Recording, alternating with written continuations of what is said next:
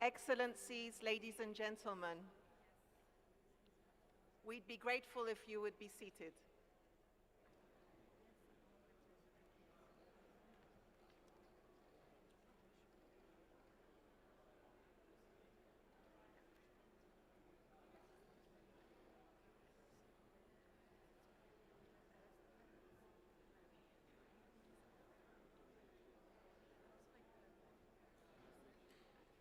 Would you be kind enough to be seated?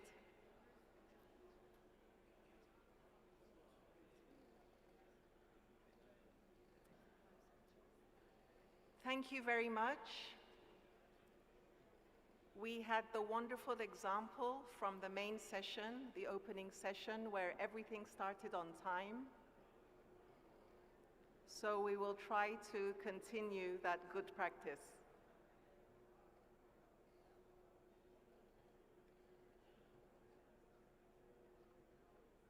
We have 20 of you listed who want to speak, and we have a very rich panel. So as soon as we can hear ourselves, we will get started.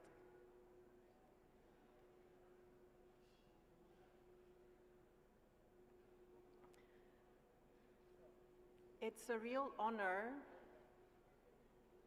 to be able to moderate this fantastic panel. The topic of this high-level panel, as you know from the program, is working together for the promotion of the rule of law, good practices, and challenges. On this panel, we are blessed with those who are serving in office, those who come from the legal sector, the NGO sector, who represent global religious networks, academia, are in religious leadership, and are also active at the local level. And I'm sure I've also missed out many other backgrounds and experiences, because we really have a wonderful panel with us.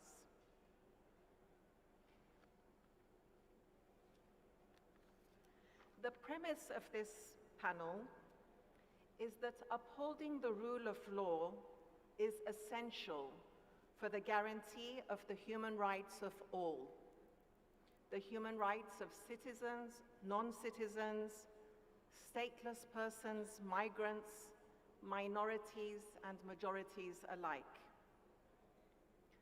The rule of law, of course, runs counter to the arbitrary exercise of power. It calls for the accountability of all institutions, individuals, and groups to the same laws, and even the accountability of the lawmakers and the leadership. The rule of law is intertwined with equality before the law and the equal protection of the law for everyone. Those laws under the rule of law, of course, include international law and human rights law and standards. It follows from that the protections that flow from the rule of law include those of freedom of thought, conscience, religion, and belief. As UN Special Rapporteur on freedom of religion or belief, I am often reminded of the urgency and critical importance of freedom of religion or belief to everyone around the world. The right to have, adopt, and change religion or belief, the right to manifest religion or belief, not only in private but also in public, not only alone but along with others, in worship, observance, teaching, and practice. And under that umbrella of worship, observance, teaching, and practice, we see in the International Covenant on Civil and Political Rights its interpretation in General Comment 22 and in the 1981 UN Declaration that manifestation includes many freedoms, the right to teach children, the right to teach our religion or belief, to share our religion or belief with others without coercion and inducement, the right to gather in places of worship, charitable institutions and organizational activities. Yet in many parts of the world, we find that religion or belief is restricted. In this panel, we are going to have a reality check from all these various sectors and expert panelists regarding the critical importance of dialogue and cooperation as a means to ensuring accountability and compliance with the law, which requires the independence of the judiciary, of course. And in this way, we can protect the rights of minority and majority alike. And we will also hear about good practices and challenges from around the world. If I briefly introduce each panelist, they will each have 4 minutes to give a synthesis of their rich experience. So Dr. Schirmacher is Archbishop Professor Thomas Paul Schirmacher, who serves as the Secretary General of the World Evangelical Alliance, representing 600 million members in 143 national alliances. He is also the President of the International Council of the International Society for Human Rights and a professor and speaker who teaches around the world. Over to you, Dr. Schirmacher. It is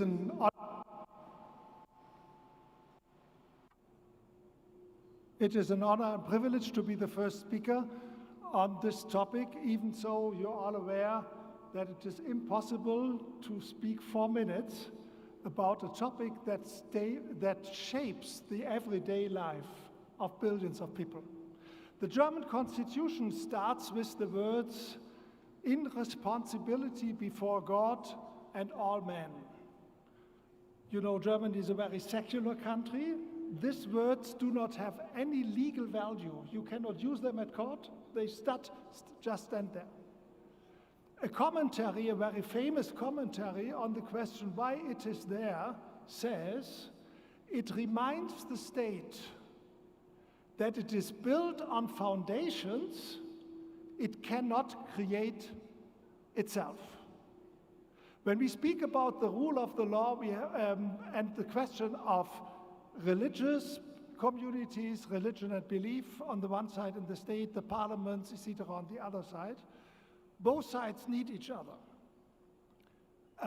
Both sides are, let me say, use Christian words here, direct to God. They don't depend on each other. I would add the family as a third topic, but this is not our topic here.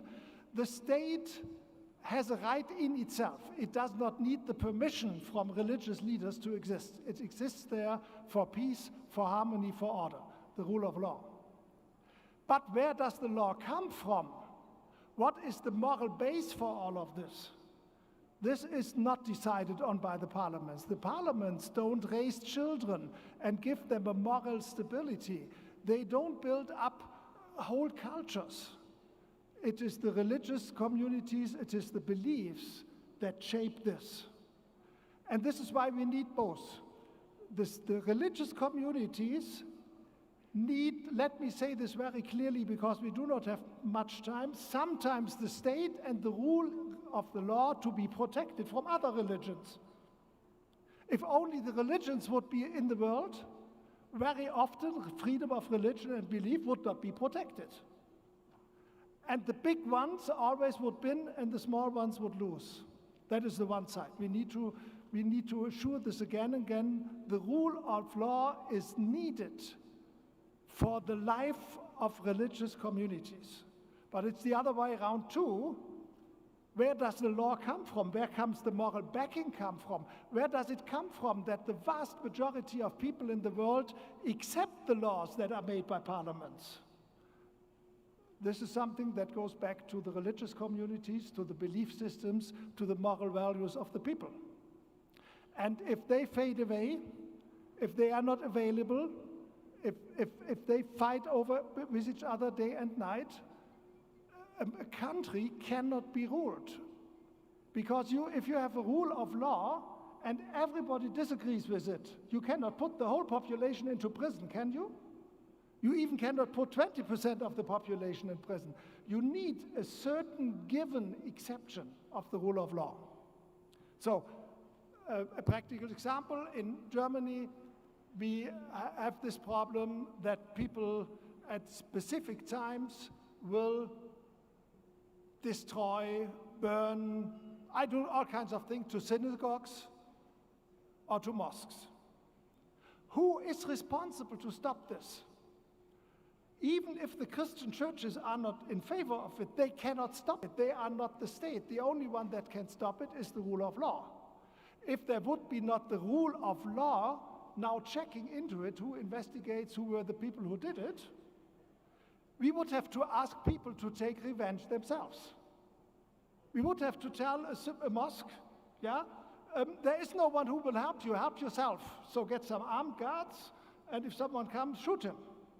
The rule of law assures that bad deeds like this, that the destroying of freedom of religion and belief, is under the rule of law, under the control of the state, and that is, it's impossible to have religious freedom without it.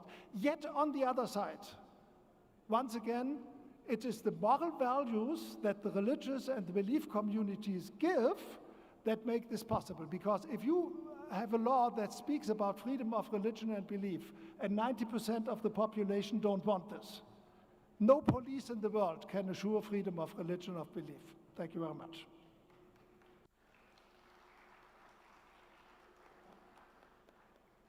Thank you, Archbishop Schermacher. Professor Dr. Fadi Dao is the Executive Director of Globe Ethics. He's a professor of the geopolitics of religions, and he's been working on a research project at the University of Geneva since 2021. He has contributed to the foundation of many civil society organizations, previously having served as the CEO of the Adian Foundation, working for diversity management and peace building, and I think there are participants from the Adian Foundation in the audience. In 2020, he received the Elevate Prize for Global Thinkers and Change Makers, and he's a good friend. Over to you, Dr. Dao.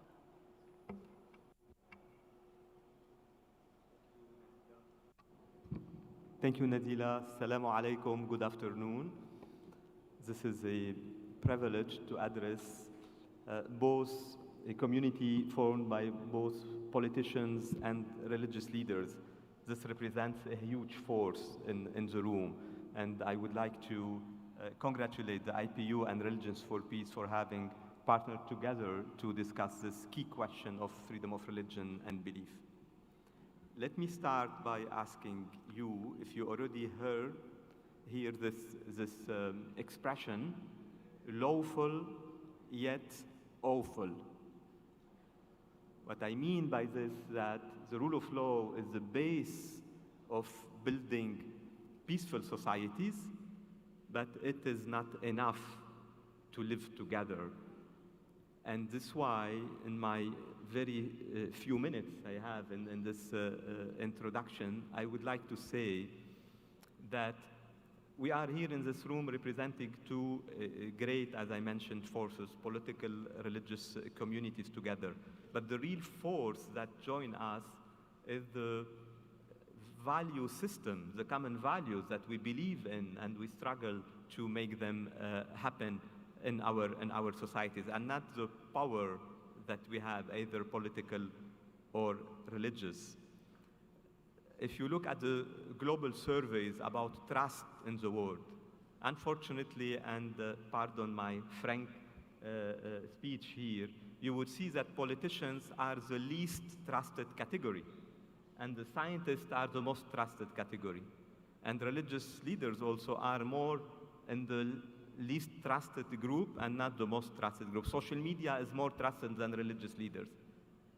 I'm sure if we look at more recent surveys, we will find that ChatGPT would be more trusted than both political and religious leaders.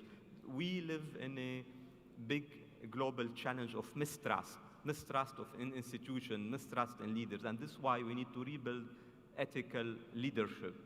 Ethical leadership on the religious level and ethical leadership on the political level. And for freedom of religion and belief is a key example where we can show and demonstrate ethical leadership, because four cannot be achieved only by law. We need laws to protect the freedom of religion and belief and conscience and expression and thoughts. But we need also values to make that our communities, religious communities and citizenship communities, also believer in the added value of having form in our society, freedom of religion and belief. So we need more trust to face mistrust. We need also to collaborate for the common good between political and religious leadership to give the right testimony, I would say, for our societies, that we are not looking for domination, either from a political perspective or from a religious perspective, but we are looking all together for the common good of our societies. And then we need also lots of integrity, because we live in a world where we have more and more populist, opportunistic, not only politics, but also leadership, unfortunately, including sometimes in the religious communities. So we need further integrity also to make sure that we are serving this value for everybody. For is not freedom of religion and belief for those who believe like me. It's freedom of religion and belief for everybody, including those who do not believe also. And this is the way to prove that we are really joining our forces based on values and not based on power dynamic. Thank you.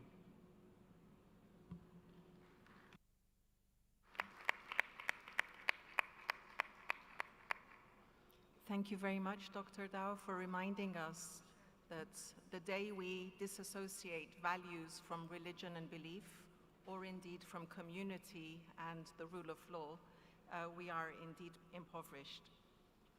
Ms. Fernanda San Martin Carazo is a former Bolivian MP and former chair of the Committee on Gender Rights of the Chamber of Deputies of Bolivia, the International Panel of Parliamentarians for Freedom of Religion or Belief is very fortunate to now have her as their director. She holds honors degrees in law, in management and public policy from universities in Spain and Bolivia, and also has a diploma in negotiation and alternative methods of conflict resolution.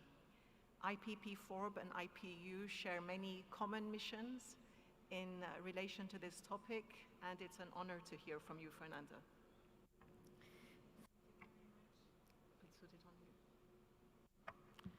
Thank you very much, Nazila, and I'm honored to be here as a speaker, and I thank the invitation of IPU. Only working together we can advance freedom of religion or belief for all worldwide. And that is what we do in IPP-FORB. IPP-FORB is an international network of parliamentarians with 350 members, former and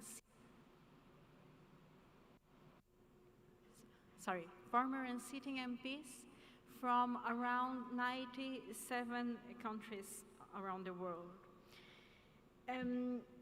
Our work has three main axes. One is a capacity building. In all our events, we involve a diverse community of expert practitioners, academics, and other relevant stakeholders who develop tailored support for parliamentarians. And that's one of our main goals. Network building. Network building contributes to bringing together like-minded advocates for freedom of religion or belief by connecting parliamentarians across geographical, religious, and political lines. We nurture the culture of exploring challenges and opportunities amongst parliamentarians and relevant stakeholders. And we support parliamentarians by creating these platforms for networking peer-to-peer support, learning and interaction at the global, regional, and national level. In doing so, we partner with select organizations and networks at the regional level. And also we do some advocacy and research, and we support parliamentarians in their own initiatives to advance this human right in their local context. We also orchestrate opportunities for parliamentarians to join others in advocacy, because we think just working together is what will bring this freedom of religion or belief agenda forward. We also, of course, have in our network and in all our events, we have civil society organizations which they relate to parliamentarians, and they can work together in a plural and diverse environment. Our core values that are the main important values that we share are equality, non-discrimination, and diversity. Building democracy is a joyful task. A good relationship between civil society and parliament is important to enhance the quality of democracy. Building trust between civil society and parliamentarians, it's crucial to achieve our mutual goals. The importance of trust has long been emphasized by social and political theorists, from Locke and Tocqueville to Putnam, who considers social networks contain value for individuals. And that's what we stand for, and in our goal of advancing freedom of religion or belief for everyone. Thank you very much.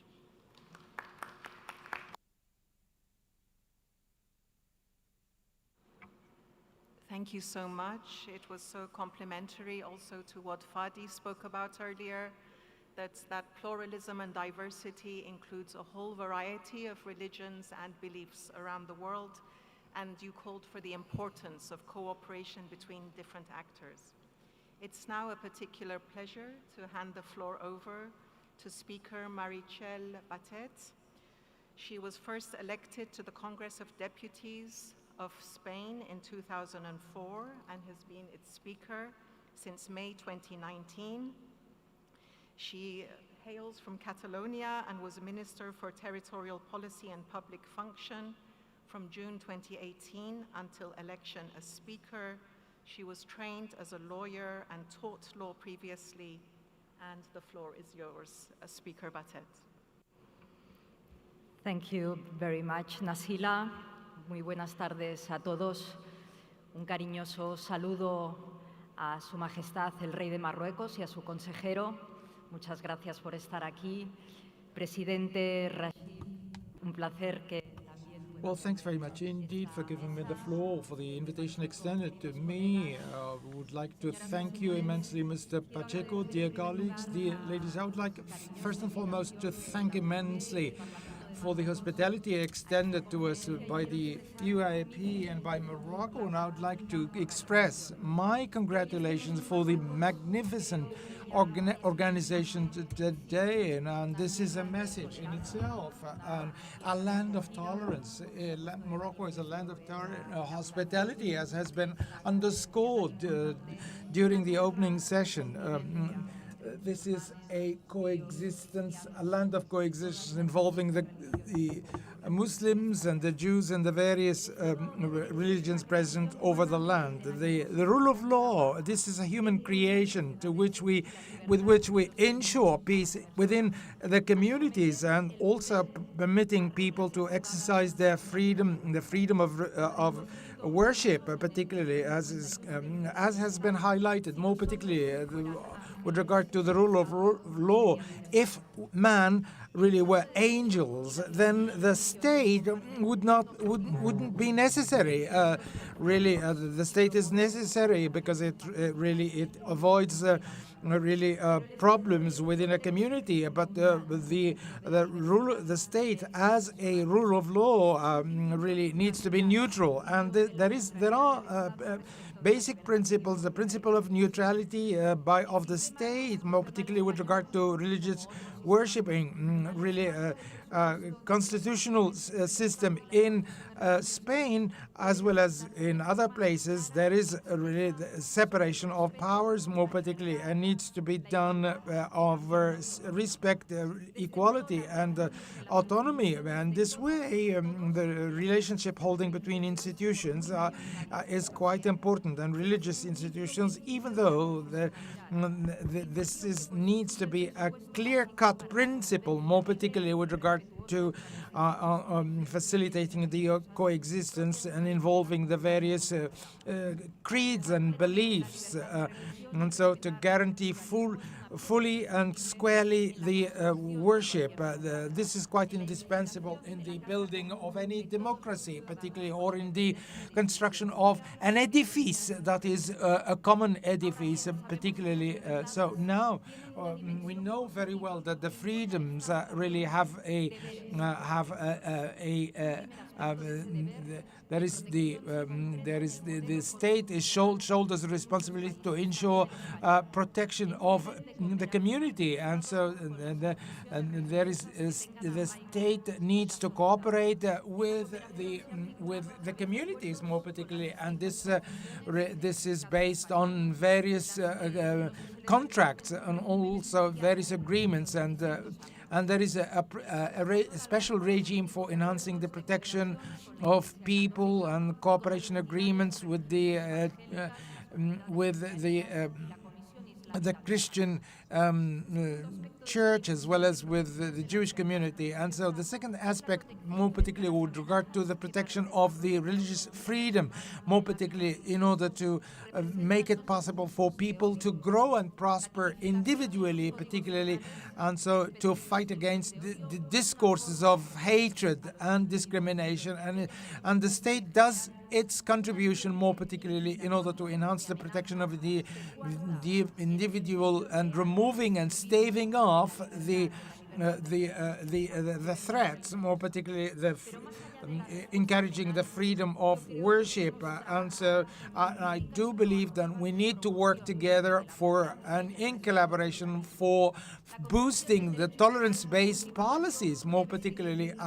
And so we need to continue working together, particularly as a final solution. Religious leaders have put in place quite a lot of substantial work for promoting dialogue, focusing on eliminating hatred and discrimination, and they have been quite influential through the discourses, particularly as was suggested earlier. We need to spread networks, and this will contribute to promote tolerance, and also we need to develop cooperation involving other communities that have the same that are working on the same project. And so we need also to really bring together the MPs and the religious people together through the internet is a platform, more particularly, that is quite helpful. And so we need to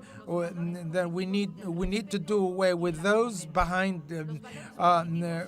doing apologies of xenophobia, and so we need to put in place a living together policy that needs to incorporate pluralism, and also everybody needs to be recognized as such, and also everybody deserves respect and protection wherever he comes from or she comes from, or regardless of their religion. And so there is need to really to engage in a spirit of cooperation, more particularly in order to discharge our duties properly. Thank you.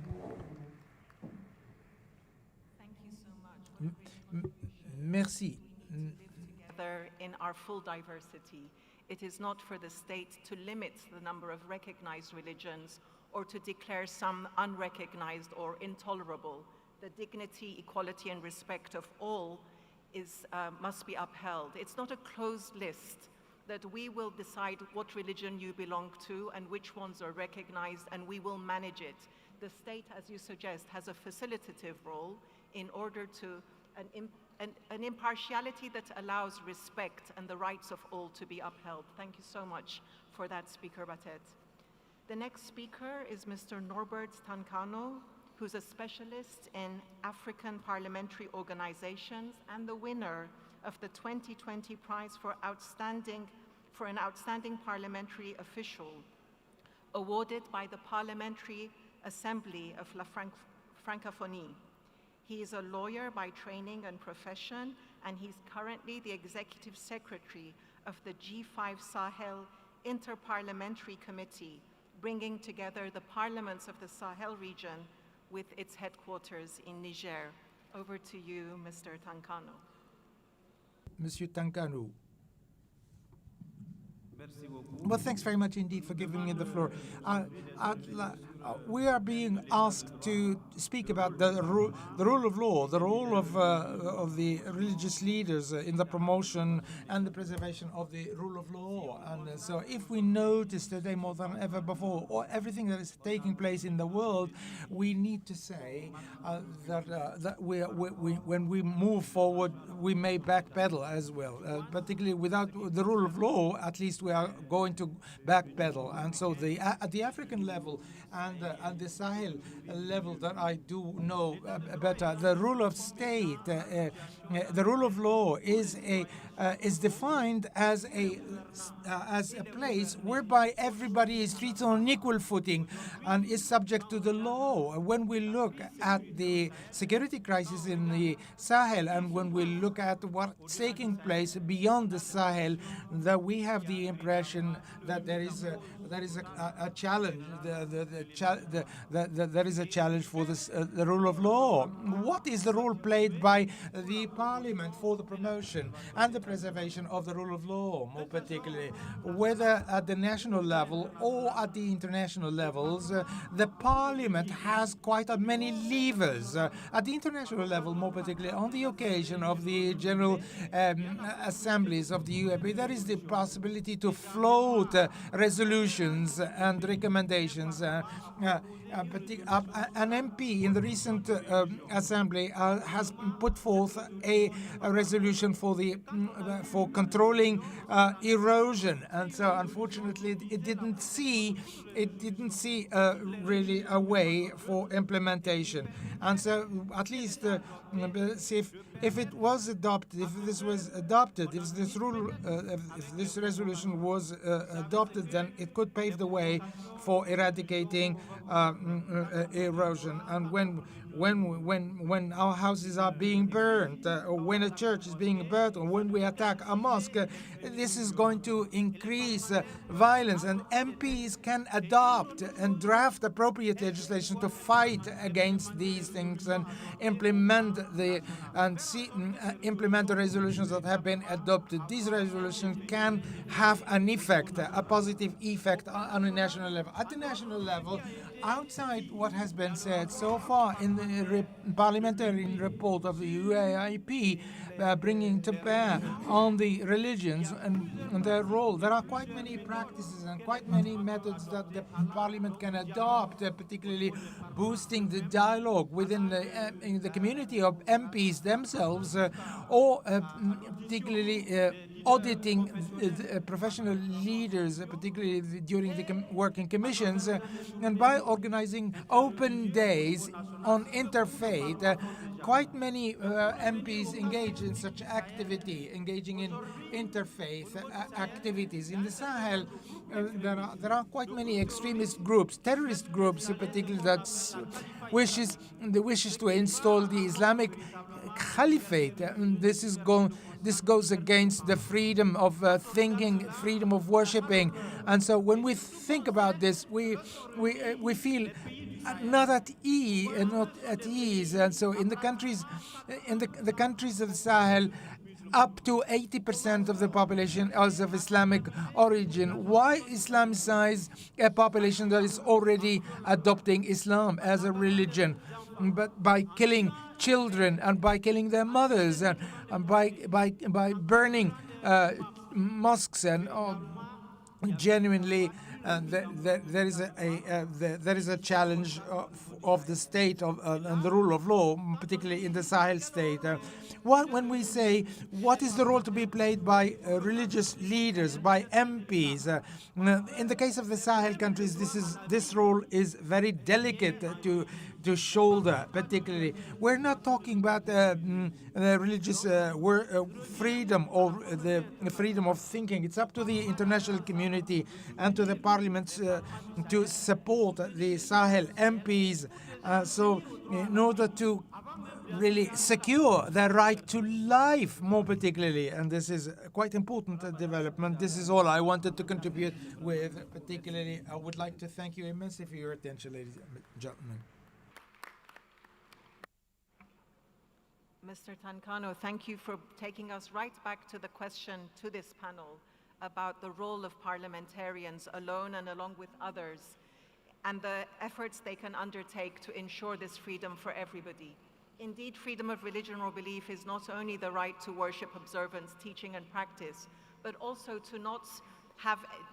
for there not to be any discrimination on grounds of religion or belief, and also no violations of human rights perpetuated in the name of religion or belief. Now, we are going to end with a very powerful local example. I'm going to hand over the floor shortly to Imam Salahuddin Barakat, who is a Swedish imam of Lebanese origin who grew up in Malmö in Sweden.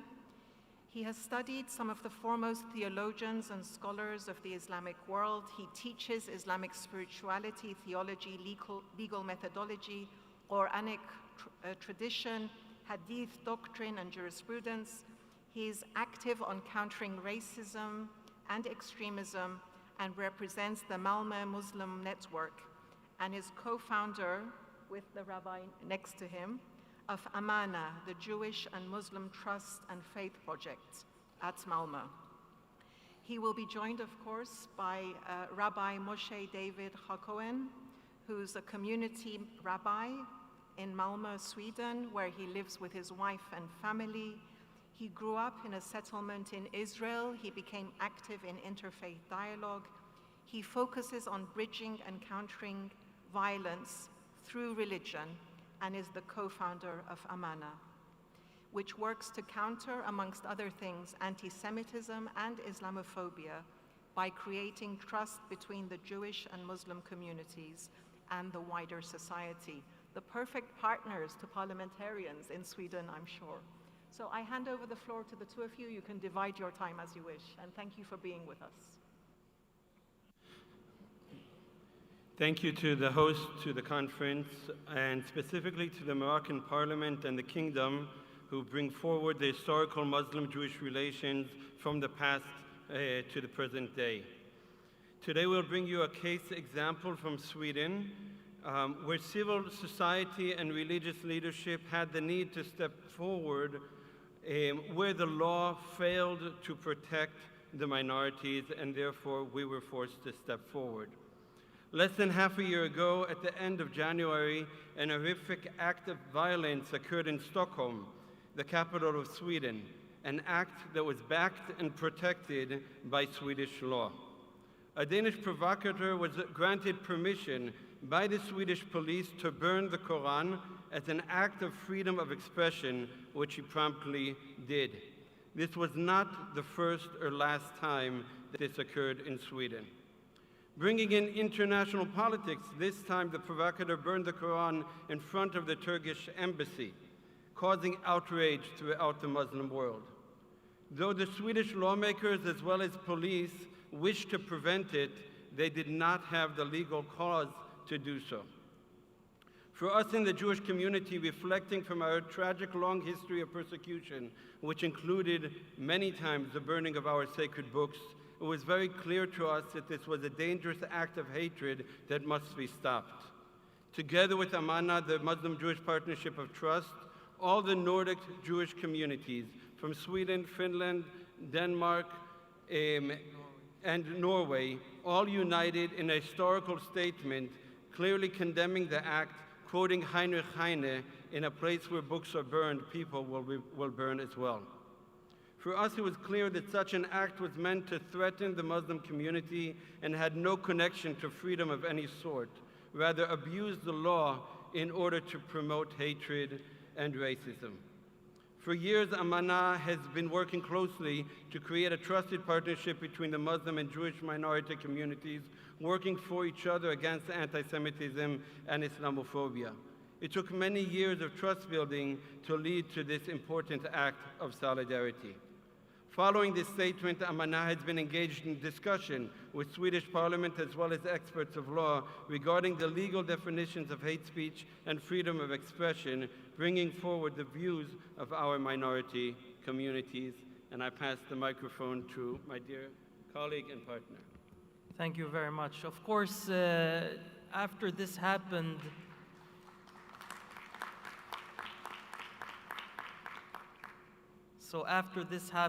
it didn't stop there. It didn't stop with the Quran burning, but it actually continued with false rumors going around saying that the Jews are favored in Sweden and you can burn the Quran, but you cannot burn the Torah. And the Swedish law makes difference between different groups. And this, of course, instigated several Muslims that wanted to show this and manifest this hypocrisy or claimed hypocrisy. So they actually applied with the police to burn the Torah. So we got a new scenario. One minority or people from one minority wanting to burn the book of another minority. And we saw here very effectively how the work of Amana during the years building trust, the Muslim community actually stepped up because the applications were sent in to the Swedish police and the police actually gave them an okay. They could burn the Torah just as they could burn the Quran. But of course, the Muslim community couldn't just stand by and look at this happening, so the Muslim organizations actually sent imams, mediators to these persons who had applied with the police and convinced them that this is not the way forward. It is not the way forward of one group burning another group. And just imagine how society would look if everybody's gonna burn everybody else's books in front of everybody's embassies. The craziness of such a society. So through this work that we had been able to do within the Muslim and Jewish society, we were able to mobilize and take action within the minorities, strengthening each other, helping each other, standing by each other when the law wasn't standing by minorities. And thus, we were able to not just strengthen each other, but strengthen our society in Sweden as a whole. And I would end with thanking the IPU and the Parliament of Morocco and the Kingdom, His Royal Highness, may Allah keep him safe, for this magnificent event. May Allah subhanahu wa ta'ala give it tawfiq and blessings. Thank you.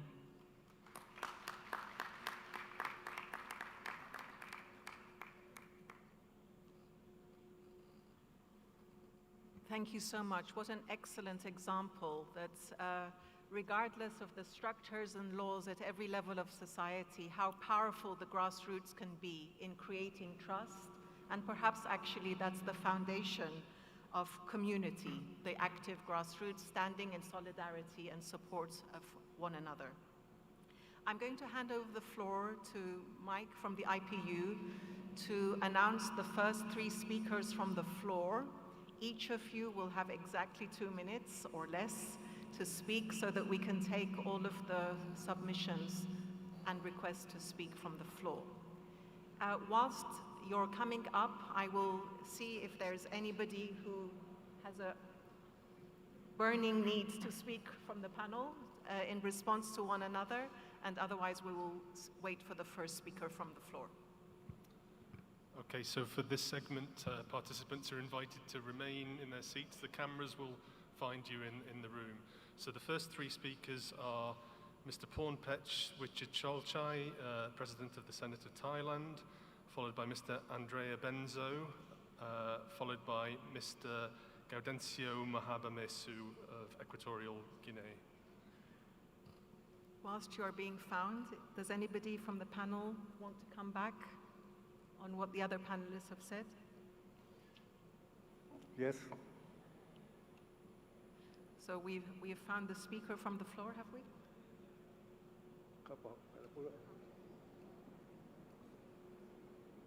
Yes.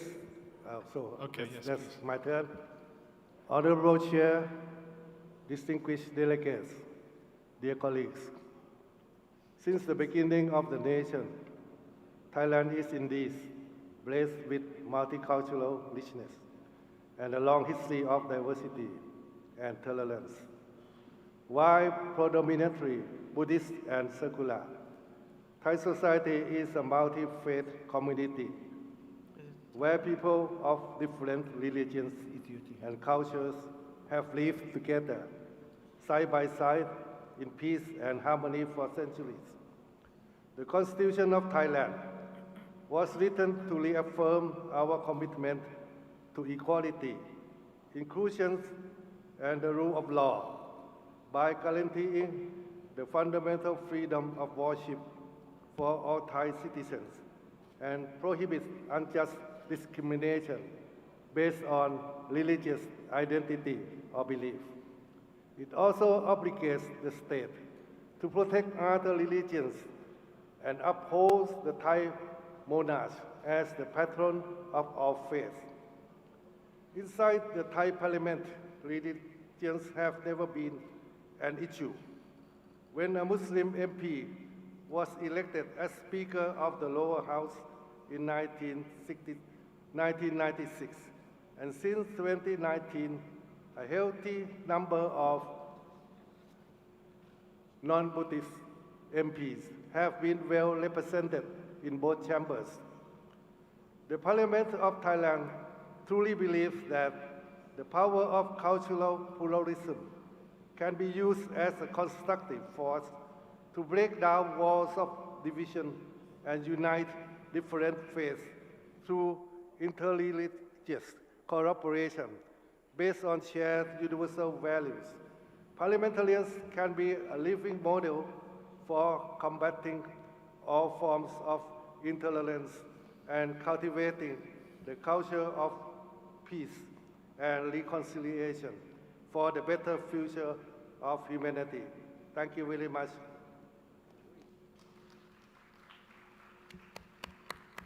Thank you, Mr. President. We will now give the floor to Ambassador Benzo.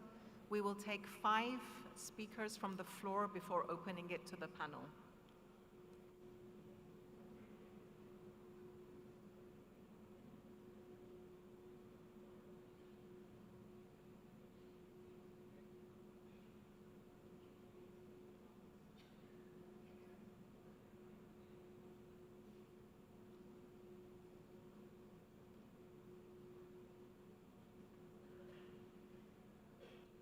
We have Ambassador Benzo in the room. Okay, he's there at the back. Please use your microphone and the camera will find you. Please begin, yes.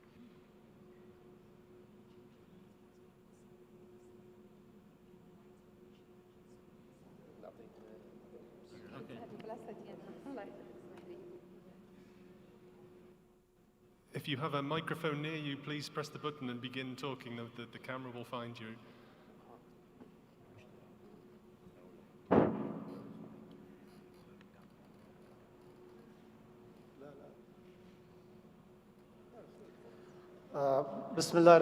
In the name of Allah, most merciful, most compassionate.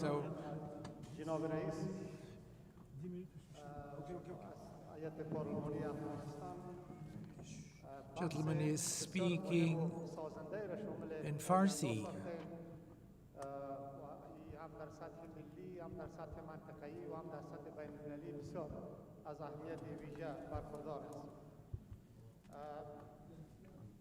اردو مورد مسئله وجود قانون در رابطه با آزادی اعتقادات و ادیان و هم چگونگی تطبیق قوانین. هر دو مورد موارد اساسی است که هم سیاسیون و هم متنفذین قومی، بزرگان قومی و هم متنفذین دینی و اعتقادی میتونن در راستای تطبیق از این نقش بازی بکنن. اما متاسفانه که در کشور ما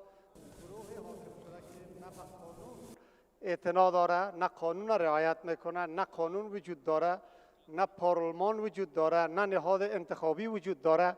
هیچ چیزی So in our country, there is no legislation and lawmaking processes currently, and we have to be able to actually put forward some policies in order to encounter these sort of threats and in order to actually be able to actually fight with these problems.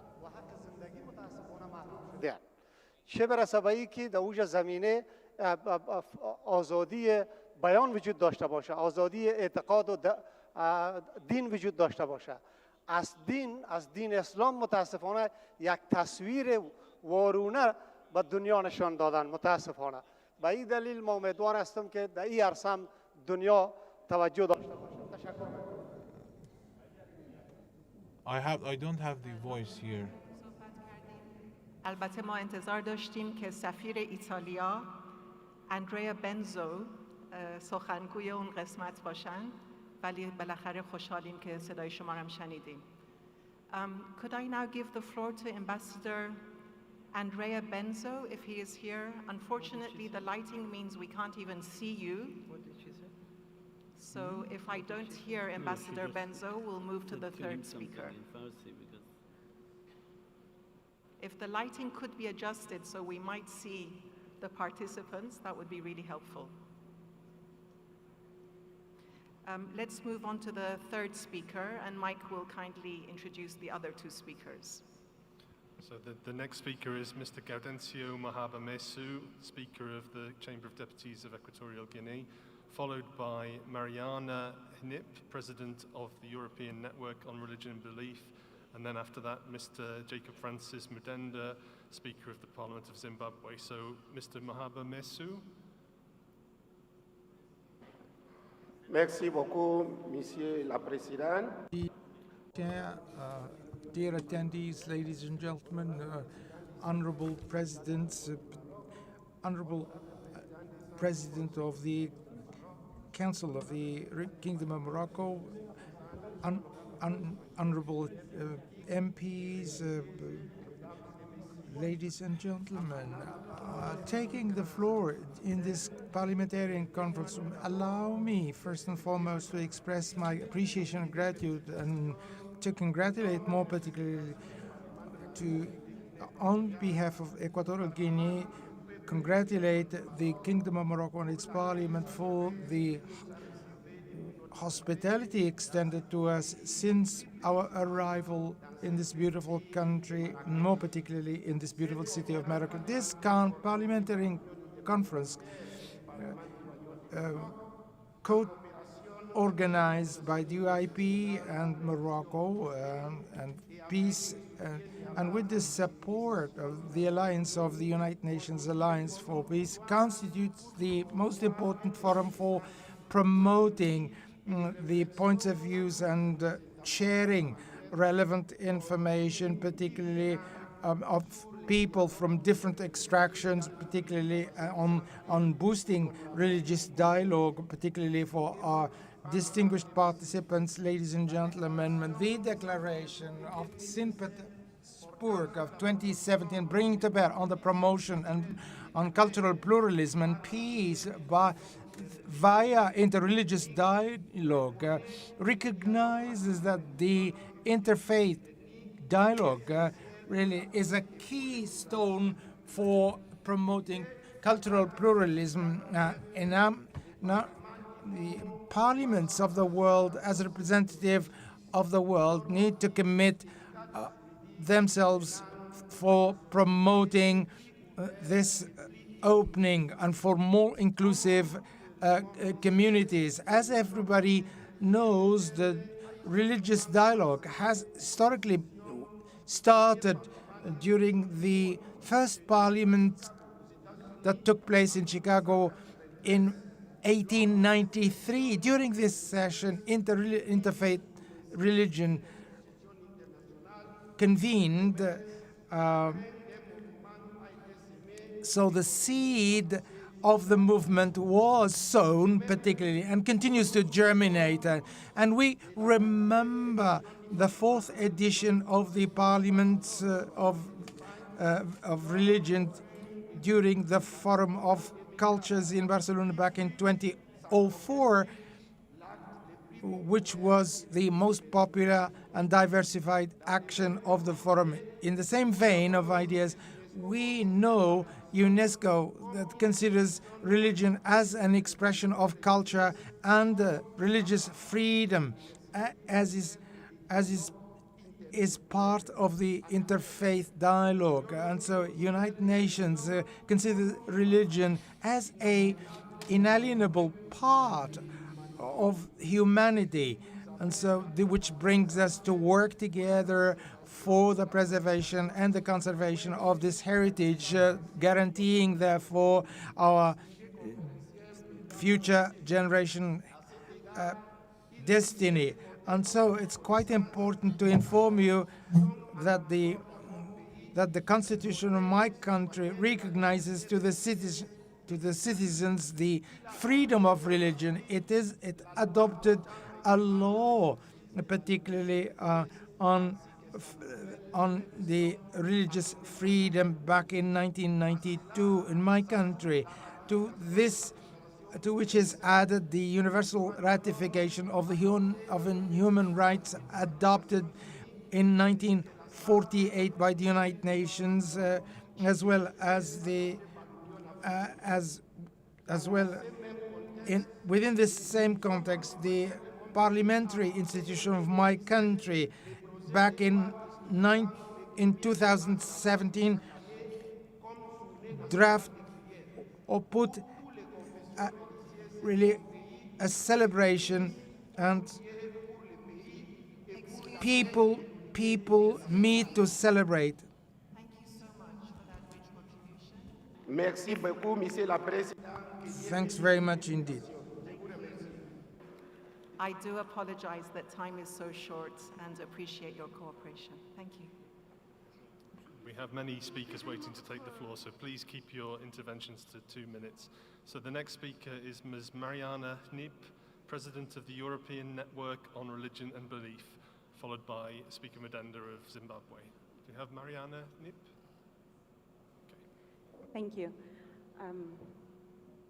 I think I'm scheduled for tomorrow, so since I will be speaking anyhow, I'm happy to give my place to someone else, and I think we need this time. Thank you.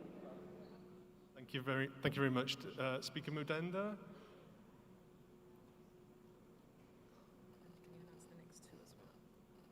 Thank you, Mr. Moderator.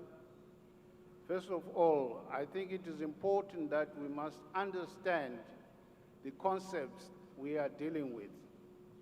The rule of law, in fact, means that we have to respect the equality of human beings or citizens in our country. And therefore, the application of the law should ensure that there is no discrimination, as well as ensuring that those that rule are not arbitrary. My understanding is that the rule of law is based on the respect of human rights, which must be seen in our Constitution under the Bill of Rights. And it is important that members of Parliament explain to the electorate what is contained in the Constitution as far as the Bill of Rights is concerned. Leaders in the church, they too have the responsibility to explain what the rule of law is, because the people that go to their churches or abide by their religious foundations must respect the rule of law. It is important, therefore, that the parliamentarians as well as leaders of religion have a meeting of minds, because their common denominator is the citizenry in their respective countries. I so submit, Mr. Moderator.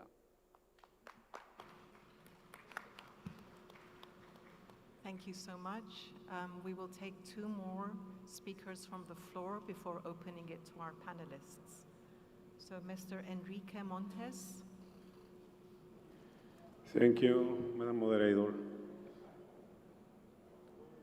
La Asociación Miraísmo Internacional Es una ONG en estatus consultivo con Naciones Unidas desde 2015, cuyo trabajo se ha enfocado en gran medida hacia el derecho a la libertad de religión o creencia.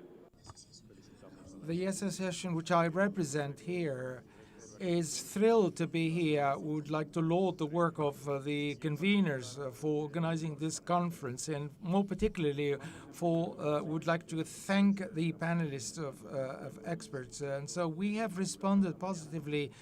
We have really heard the presentations and we celebrate the freedom, more particularly the goal is to promote the coexistence in peace on the basis of a joint understanding in all the fields of endeavor of the community. Religion and law are really applied through a number of things, and there is also extremism that is implemented in the name of religion, and also there is also the hatred discourse, and so people are exposed to, they suffer from xenophobia, intolerance, and this is the reason why we need to recall that peace is still vulnerable, particularly, and so the social educators and leaders need to be involved, and religious leaders need to shoulder this responsibility, more particularly so that education be in harmony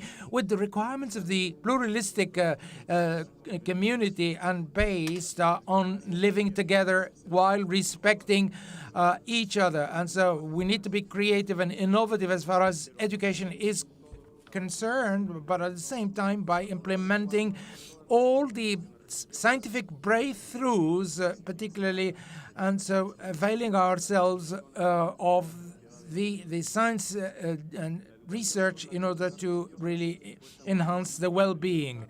And so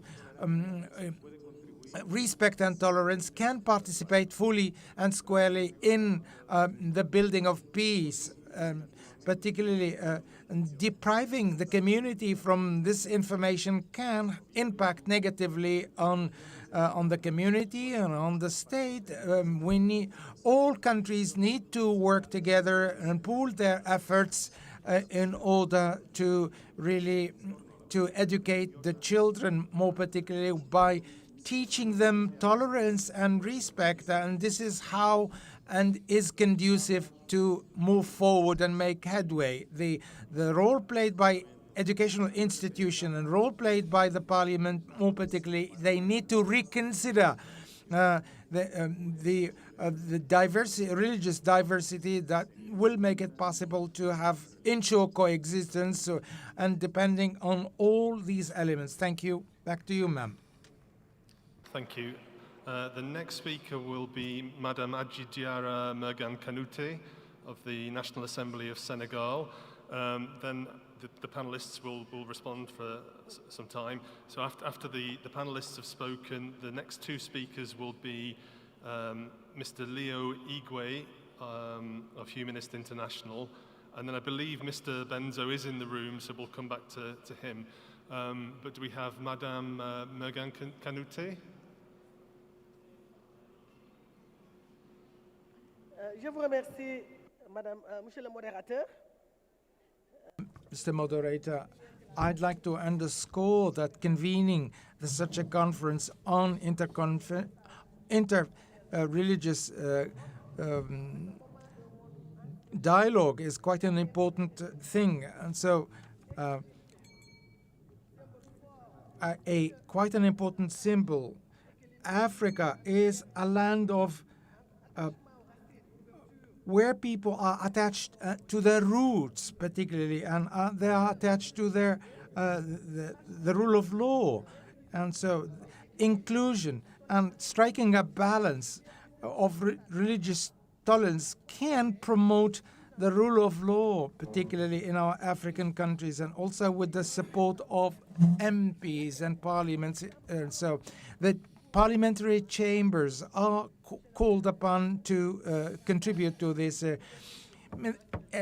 Religious tolerance, balance is quite an important from our eyes and will contribute to promote the rule of law, particularly in a multi confessional state, such as Senegal. And so laws need to be drafted more particularly in order to enhance the religious belonging and affiliation. And so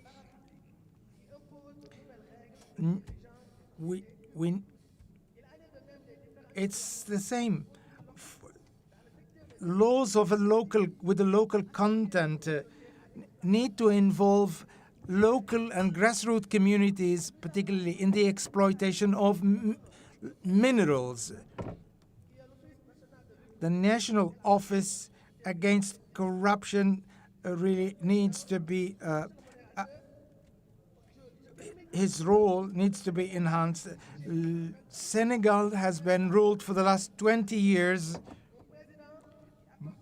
by a president who belonged to a minority. There is in Senegal a freedom of religion. Religious tolerance is the rule of law for a country. Up to 96% is of Islamic extraction. And this is quite an example to emulate by many countries. All beliefs are recognized. I'd like to thank you. Back to you, Mr. Facilitator. Thank you.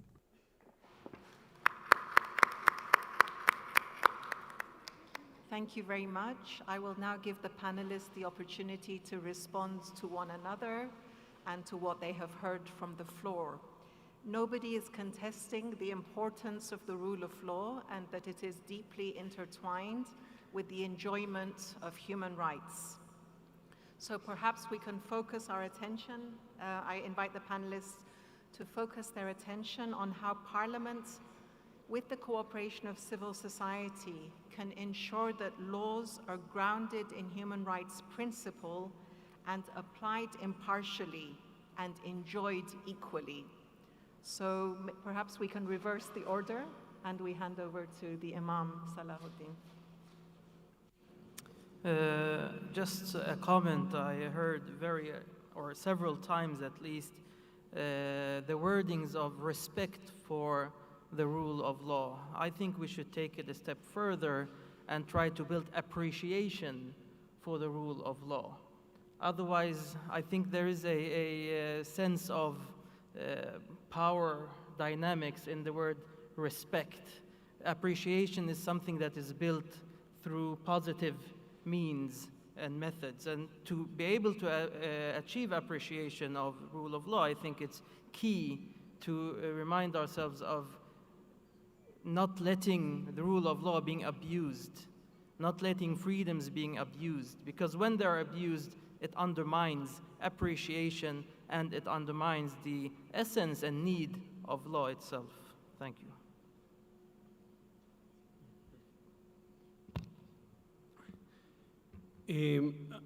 Thank you.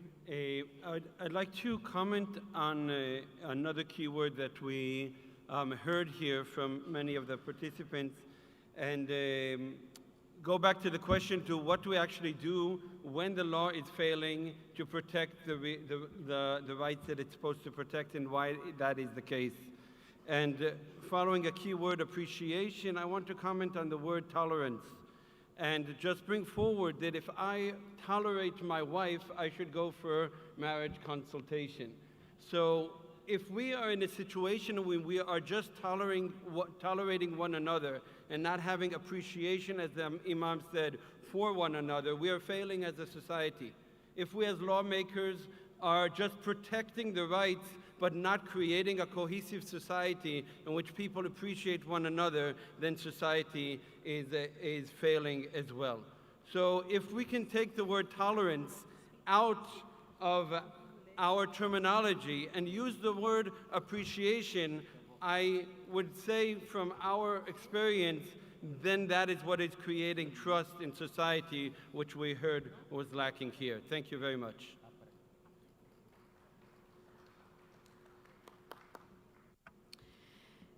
Thank you. First of all, I think there are a lot of challenges on the application of the rule of law regarding fraud.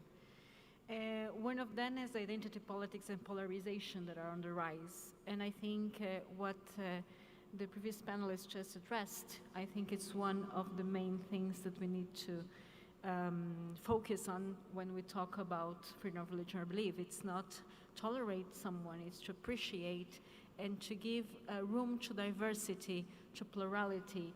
And I think that's what strengthens rule of law. And of course, it is very difficult in our time because of this, and it's sensitive, and it's contested, and it's difficult, but it's necessary. And I think those are the battles that we need to address very clear, very transparently. I think that against this background, we need parliamentarians to be equipped and to be also in a network with civil society, exchanging opinions, going further on the conversation of freedom of religion or belief. Because one of the things from the beginning we start saying about trust is that one of the undermined relationship of trust that has been over the years is between parliamentarians or governments or politicians in general and civil society. And we need to reconnect.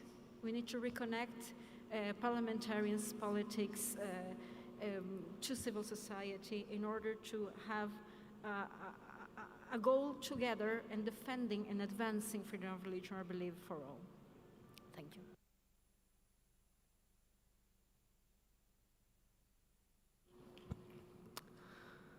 There are three areas which sometimes, if not often, are source of tension between religious and political authorities, and we need to turn them into areas for collaboration. The first one is religious literacy. Some politicians, parliamentarians, tend to think that state neutrality should lead to a neutrality in education, and so no education about religions. And I think this is a big mistake, because we need states to be neutral, but societies are never neutral. We need our societies to be inclusive. And this is why I think this is a big area of collaboration between religious and political authorities to promote religious literacy, which I mean by religious literacy, it's literacy about all religions, to ensure that ignorance and not the other is the enemy. And if we don't educate about all religions, this would lead to ignorance, and ignorance will be the enemy of living together in society. Second area of collaboration is women's rights. We know, all of us here, that in many, many cases, there are discriminations against women based on religious teaching or religious narratives. But at the same time, we have now enough theological thinking across religions that can allow to have better laws and better and fairness and justice towards women. And this is another area of collaboration. The third and last area of collaboration I propose is about minority rights, to ensure that religions and not only politics protect the sacrality of a human conscience, that there is truly no coercion in religion. And this means building inclusive societies and inclusive citizenship where every and each human being enjoy full freedom of thought and belief, even also including not believing in the dominant or majoritarian religion in a society. And this means also abandon the blasphemy laws, because blasphemy laws is against, at the same time, societies and religions themselves. Thank you.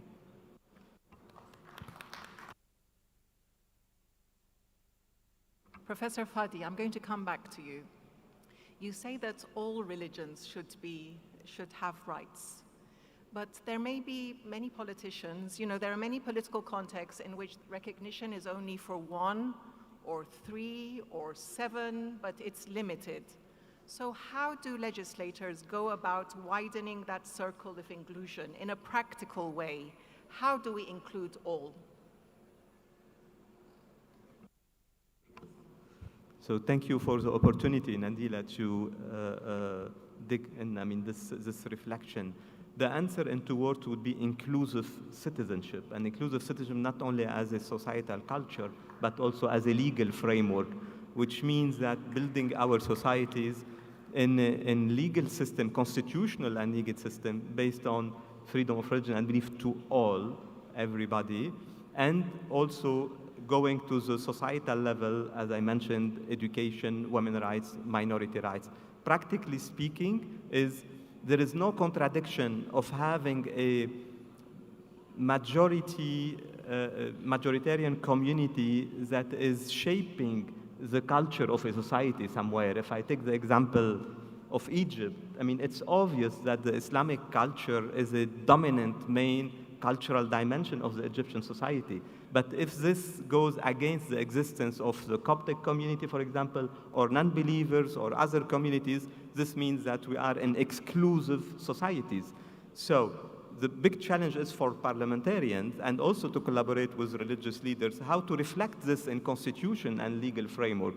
I'm not against mentioning in the constitution, you know, if I take the example of Morocco here, you know, the Jewish community in Morocco is such a tiny community, but symbolically such an important also presence that was mentioned in the new constitution, that it's part of the cultural framework of the country, as at the same time the other ethnic diversity or communities in the country. However, this is not enough because, as you mentioned, we are being selective.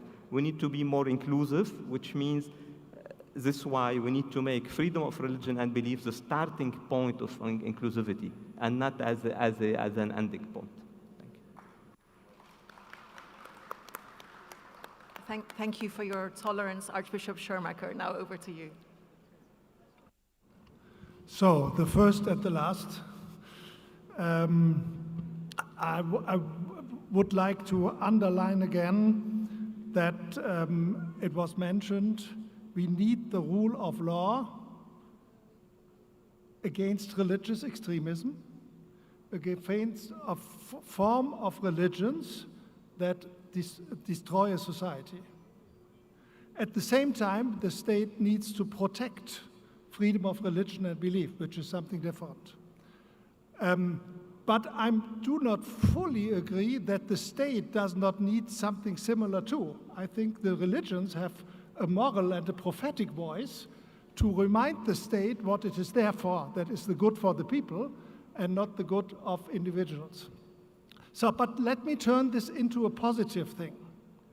I think for parliamentarians especially, religious leaders, belief leaders are their best advisors. Not to take over, not to rule over them, but advisors to tell them what really is going on in society.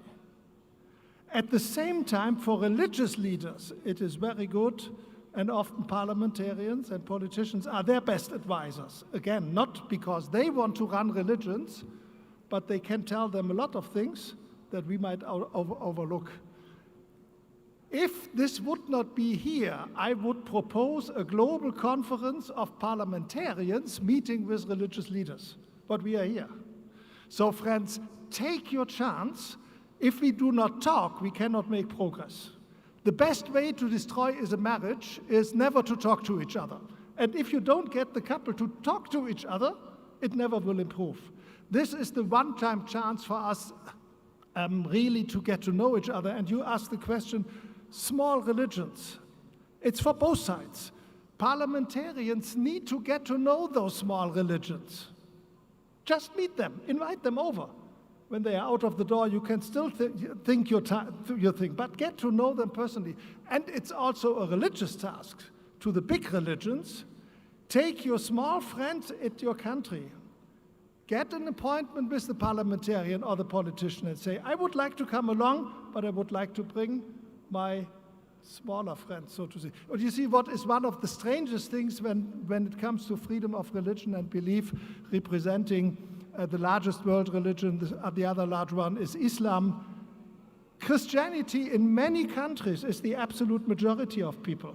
And the same religion can be a very, very small minority in the next country.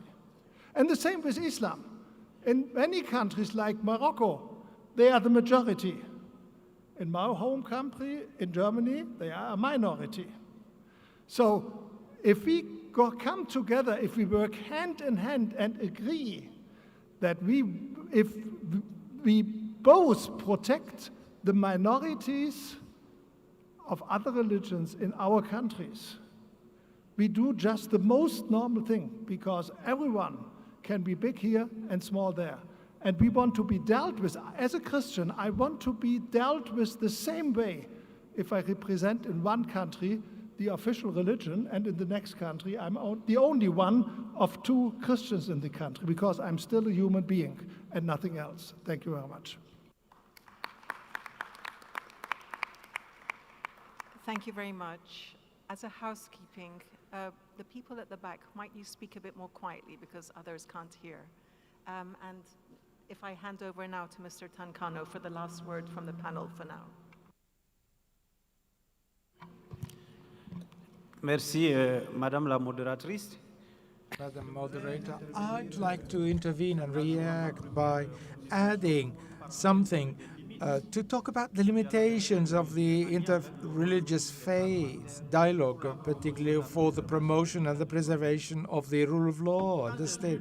When I've read the report of the Parliament on the religion and the UIP report more particularly, I noticed that most of the parliamentarians who were surveyed during this survey have had practices or are engaged in the interfaith dialogue in quite many of these countries. And when we listen to the participants here, I do realize that there are quite a number of practices. There are attempts to set up interfaith dialogue, or at least good practices to set. But when we know what we notice, it doesn't solve crises.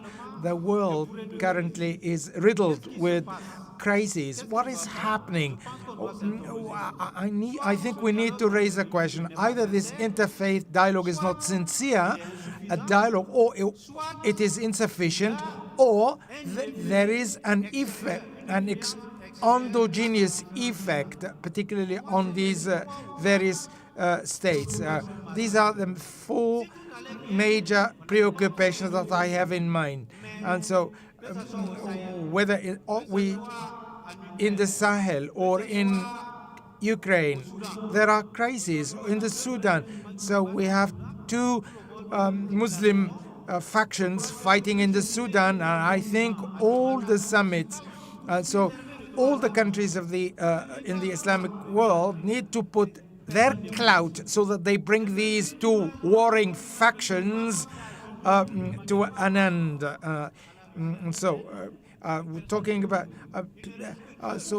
only God perhaps we can ask for forgiveness for him. But interfaith religion or dialogue, so far, either it's not sincere, or it's not non-existent, or perhaps linked to external interferences in states where crises are being waged. And so particularly the case of the Sahel that I know the representative of Senegal talked about. They are not in the Sahel, but they are in a country neighboring the Sahel. In many of the countries of the Sahel, and the MPs can testify, there is generally the Islamo-Christian dialogue that is being waged. The MPs' practices particularly focus on the promotion of the rule of law. Unfortunately, there are political interests, geopolitical interests, economic interests of outside that ban and bar this dialogue and particularly to establish peace and to establish and to have security. And so we need to focus and dig deeper into this interfaith dialogue. Thank you. Back to you, ma'am. Okay, we return to speakers from the floor. The next three speakers will be Mr. Leo Igwe of Humanist International, followed by Ms. Natalia Martincevic of Croatia, and then Mr. Tiago Alves Pinto of... Not Ambassador Benzo? No, he's not. Of the University of Oxford. So do we have Mr. Igwe? Here? I'm here. Hello? Can you hear me? We can hear you well. Please carry on. Okay, please. And 2 minutes, everybody, please. Thank you. Yes. Yes, thank you so much for the opportunity given to us at Humanist International to be part of this important event. First of all, it is important we explore the situation of humanists in various countries if we are really committed to interfaith dialogue. Because back in my country, Nigeria, it has been increasingly difficult for us to dialogue with people of faith. In 2021, we tried to organize the first interfaith and belief dialogue in Nigeria. Many religious leaders shunned that dialogue. And what we heard was that they could not dialogue with people who are not of the book. But I want to thank the Inter-Parliamentary Union for extending the invitation to us. And I look forward that other parliamentarians could put in place legislations that will open the space of dialogue to atheists, humanists, free thinkers, non-religious people.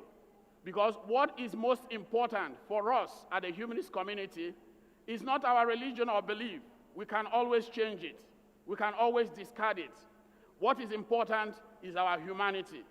So we are looking forward that parliamentarians in various countries will emulate this initiative that made it possible for us to be invited so that the dialogue space in various countries could be open to people who have no religion, or people who are humanists, or who are atheists or free thinkers. Thank you.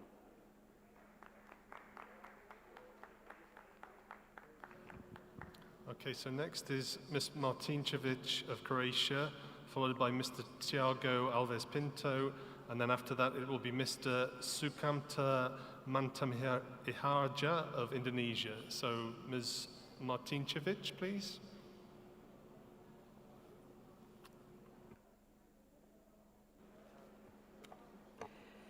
Dear members of parliament, dear colleagues, Croatia is a country that has committed itself to respecting the rights of its religious communities in its basic legal acts. Currently, 90 such religious communities are registered. The rights are primarily guaranteed by the highest legal act of our country, the Constitution of the Republic of Croatia. They have rights in accordance with the law on the legal status of religious communities. Religious communities receive funds for their work from the budget of the Republic of Croatia. Croatia also has a special government commission for relations with religious communities. We believe that according to the rights of members of other minority religions in the Republic of Croatia, we treat them with the maximum tolerance and support them in their work and in the performance of religious ceremonies. As a particular positive example, I would like to point out the attitude towards the Islamic community in Croatia. Islam was officially recognized as a traditional religion back in 1916, precisely by the Croatian parliament. In connection with this, in 2016, we celebrate 100 years of Islam, an official recognized traditional religion in the Republic of Croatia. The government of the Republic of Croatia was a sponsor of that celebration. Members of the Islamic faith often highlight their position in the Republic of Croatia as an example, as a model that should be appealed in other countries in Europe, all the world, where the Muslims do not represent the majority but minority religious community. The Republic of Croatia sees its wealth in the number of different religious communities. Therefore, the government of Croatia encourages interfaith dialogue through sponsorship. Thus, in 2020, the conference Human Brotherhood for the Foundation of the Security of Peace in the World was held in the co-organization of the Islamic community in Croatia and the Croatian Bishop Catholic Conference. Thank you.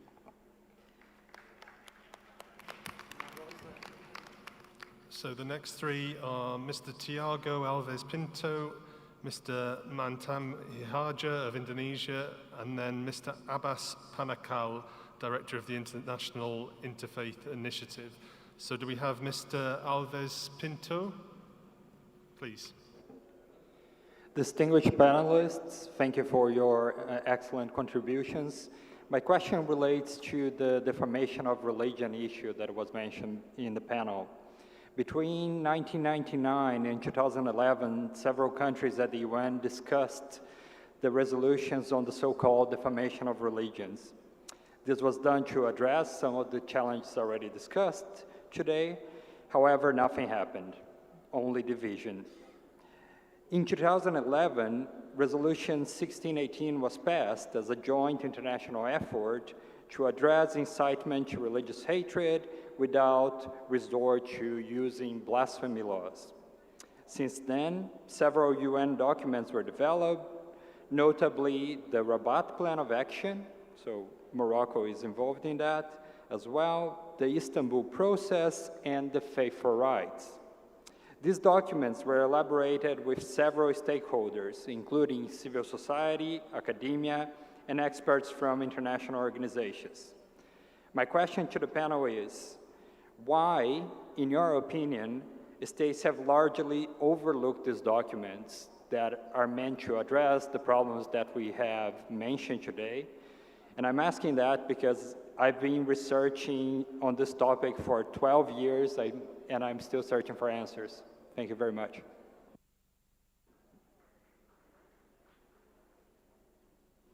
Okay, so we'll respond to that question after a few more speakers. So the next three are Mr.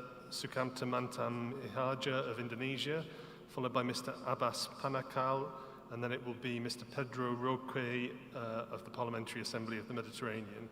So do we have Mr. Sukamta of Indonesia? Thank you for the opportunity. Assalamualaikum warahmatullahi wabarakatuh. Peace be upon us all. As a country with a population of over 270 million people and 1,128 ethnic groups speaking 741 distinct languages, in Indonesia, several religions and faith coexist and prosper. Indonesia is also a country with the largest Muslim population in the world, and at the same time, the third largest democracy in the world, which conforms to a democratic political system in which the parliament includes numerous political factions and represent the desire of people who follow various religions and faith. The Constitution also fully guarantees religious freedom, as stated in Article 28 and 29, which emphasizes on freedom of every citizen to embrace their own religion and worship according to their religion and faith. In short, Indonesia's principle recognizes and protects all religion and faith that emerge in Indonesia. However, while doing so, we recognize that the rule of law remains a key priority of the life of nation and state of Indonesia. As a diverse nation, we know that variety is a blessing and a benefit, but it's also a burden. Horizontal tension frequently overlaps the diversity. Similarly, it is regarded as a gift and an advantage because it contributes to Indonesia's status as a country rich in diverse cultures. In order to preserve mutual trust and understanding across religion and faith, the right to freedom of religion or faith must be practiced responsibly with respect for the right of others and without disrupting public order. As a result, supporting the rule of law is critical. Members of Parliament have the task of guaranteeing the harmony among religions in Indonesia continues, which is why the Indonesian House of Representatives passed Law Number 7 in 2012 on preventing social conflict that shall serve as the principal umbrella in resolving social conflict, specifically those that incorporate religion. Thank you.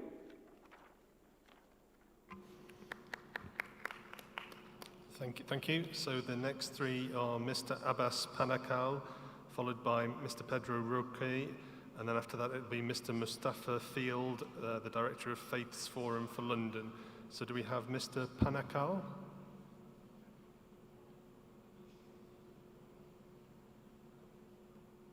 Mr. Panakal in the room? Okay, so we move to Mr. Pedro Roque of the Parliamentary Assembly of the Mediterranean. I'm right here on the far left.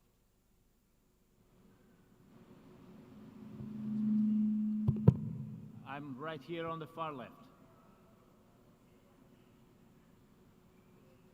Please go ahead. Thank you so much, Madam Chair. It's a great honor for me to have the opportunity to represent the Parliamentary Assembly of the Mediterranean today at this invaluable gathering enabling dialogue and sharing. At the outset, I want to say one word to share our grief for the victims of the Jewish festival on the island of Jerba, Tunisia, last month. This traditional religious festival brings men of faith, men of peace, and scholars from around the world. The attack against pilgrims who gather in peace was simply shocking. As we all see, there are still so many valid reasons to gather and talk about peace. Cultivate long-lasting peace and fostering inclusive and sustainable prosperity are the main objectives of the Parliamentary Assembly of the Mediterranean. By building bridges between countries, communities, and individuals, parliamentary diplomacy plays a crucial role. It nurtures a pluralistic dialogue, strengthens cooperation, and promotes mutual understanding. Last year, a PAM delegation came to Morocco and met with Mr. Abadi. We exchanged particularly on youth and how youth can be a vector towards peace if deeply engaged in their communities. Here in Morocco, as earlier in Italy, PAM organized a number of specialized meetings on the responsibility of political and religious leaders in countering violence, extremism, and radicalizations. The results were interesting, but the commitments of our institutions cannot be limited to a conference. Our actions must continue all the time and involve regularly civil society and institutions. Our visit to the School of Ulama was very instructive, and I wish to congratulate Morocco for this program.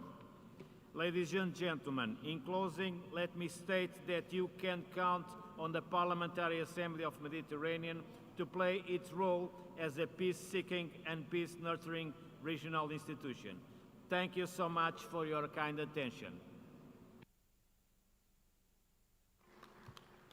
Thank you very much. So the next three speakers will be Mr. Mustafa Field, followed by Ms. Heriknaz Tigranyan of Armenia, followed by Mr. Yassine Berry, le Président des Chantiers Sociaux Marocains. So we have Mr. Field, and yes, a reminder that it's 2 minutes per intervention, please. Thank you very much. First, I'd like to thank the IPU and His Majesty King Mohammed IV's Parliament for hosting this conference. My name is Mustafa Field. I'm the director for a charity called the Faith Forum for London. And I wanted to really emphasize the importance of religious literacy being a key driver in supporting parliamentarians, policymakers, in creating a more stable, inclusive, and productive nation. Because often social cohesion can make our economies stronger. This is in the interest of our great nations. And it's at a time with economic crisis, we must see this work part and parcel of strengthening our nations. We live in an interconnected world where religion plays a significant role in many of our lives. And it's crucial for parliamentarians to understand the deep understanding of how religion motivates people. Often, we see the rule of law is foreign to religion. It's not something that is characterized as part of our religious belief. However, my research and our work has really seen that the rule of law is deeply embedded in religious belief across different faiths, but particularly because we're here today in Marrakesh, and the declaration has a strong rooting in religion. Fadi mentioned this, the importance of understanding the religious literacy, when we're looking to combat violence against women, often it is the theology and the deep understanding that we can find in our religious traditions and the values that we find that bind our communities together that can help us underpin this and then challenge this. And so I just want to emphasize that using theology and religious literacy is key in embedding this, and it is not foreign to us. So we must deepen that understanding. Thank you very much. Thank you. Okay, so the next three speakers, Ms. Heriknaz Tigranyan of Armenia, Mr. Yassine Berry, then it'll be Senator Farouk Naik of Pakistan. So do we have Ms. Tigranyan? Thank you. Dear colleagues, first of all, let me thank our Moroccan host for the excellent organization of this very important conference. I am representing the Republic of Armenia, a country which was the first in the world to proclaim Christianity as a state religion. I am underscoring this fact within the context of our conference to state that the respect for human rights and their protection is supranational and supra-religious. It is a universal value. The rule of law, equality of everybody before the law, is the main pillar and one of the basic principles of the legal state. Unfortunately, some states don't respect the rule of law, don't even implement the decisions of the international institutions, and all this does not entail any consequences and responsibility. In my view, this is an impermissible double standards and retreat from democracy. In particular, the International Court of Justice applied an interim measure towards Azerbaijan by forcing to open the Lachin corridor. About 4 months have passed, and this decision is not implemented. Moreover, Azerbaijan is told that checkpoint on the Lachin corridor, thus fully controlling it and blocking the lifeline of 120,000 people in Nagorno-Karabakh and creating a humanitarian disaster. Azerbaijan considers itself above the international law and justice, neglecting also the clear calls of the international community on demanding to open the corridors. At present, the world, including our region, is facing new challenges. Since the war justifiably focuses on the war in Ukraine, Azerbaijan seizes the opportunity and continues its aggressive policy of territorial claims toward Armenia's sovereign territory. Over the last 2 years, Azerbaijan has initiated military provocation on a regular basis and occupied 150 kilometers of our state territory. If you would be kind enough to bring it to an end, I'd be The authoritarian grateful. system is a challenging democracy, which should not be tolerated, and the aggressor must be restrained. Thank you for your attention. Thank you very much. The IPU told me they chose me because I could be strict with time, so don't let me let them down. Next speaker, please. So next three are Mr. Yassine Berry, Senator Naik of Pakistan, and then it will be Archimandrite Emmanuel Ukana of the World Council of Churches. So do we have Mr. Berry in the room? Okay, so we'll move to Senator Naik, please. Yes, thank you, please. As a constitutional norm, religious harmony not only directs state action involving management of religious diversity, but also has potential to legitimate state action. Religious harmony is not only a constitutional principle, but also has become an institutionalized social reform. Prevalence of idea of harmony as a legal principle is reflected in many statute books. Pakistan Penal Code contains provisions that criminalizes acts prejudicial to maintenance of harmony, including religious harmony. Laws should highlight importance of religious harmony as a legal, political, and constitutional norm. Religious pluralism is best managed and maintained through rule of law. As a constitutional norm, it should direct state action involving management of religious diversity. Interfaith harmony and rule of law are fundamental principles for building a just and inclusive society. In a world characterized by diverse religious beliefs and cultural background, it is essential to promote mutual respect, understanding, and cooperation among different faiths. Pakistan, as a multi-religion society, has taken several steps to ensure interfaith harmony. Constitution of Pakistan ensures in its preamble fundamental rights including right to faith, worship and association. To further this cause, Parliament of Pakistan consists of both non-Muslim members and religious scholars and experts. These provisions have been instrumental in creating a bridge not only between religious leaders and Parliament but also in its judicial system. Interfaith harmony today faces many challenges in the world due to religious extremism, lack of dialogue and understanding, historical and cultural perspectives, social and economic disputes, misinterpretation and misrepresentation of faith. In my view, I propose the following proposals for the purpose of the Parliament to pass necessary laws in this regard. A. Establishment of an apex body to register and regulate functions of all religious schools. B. Establishment of a regulatory body with representations from all religious to regulate all religious institutions including mosques, temples, gurdwaras and churches. C. Review and revision of policies and practices to ensure basic human rights for all as equal citizens. D. Implementation of existing policies and cultural practices for promoting religious and interfaith harmony through relevant laws. E. I hope there aren't so many letters. 30 seconds only, 30 seconds please. Create a reporting mechanism for cases of discrimination against religious minorities. Representation of all religions in curriculum, designing broad and implement one curriculum in all schools and institutions, especially of public sector. Inclusion of interfaith harmony component in curriculum from preschool level. Promote religious tourism, social and cultural gatherings, and lastly, allocation of resources for development of minorities across board. Thank you. Thank you. We'll take two final speakers and then we'll let the panel have their concluding remarks. So Emmanuel Yukana next, and then after that it will be Mr. Ceyhun Mamadov of Azerbaijan. So do we have Emmanuel Yukana? Okay, please. السادة الحضور سلموا الجميع. I'd like to greet you.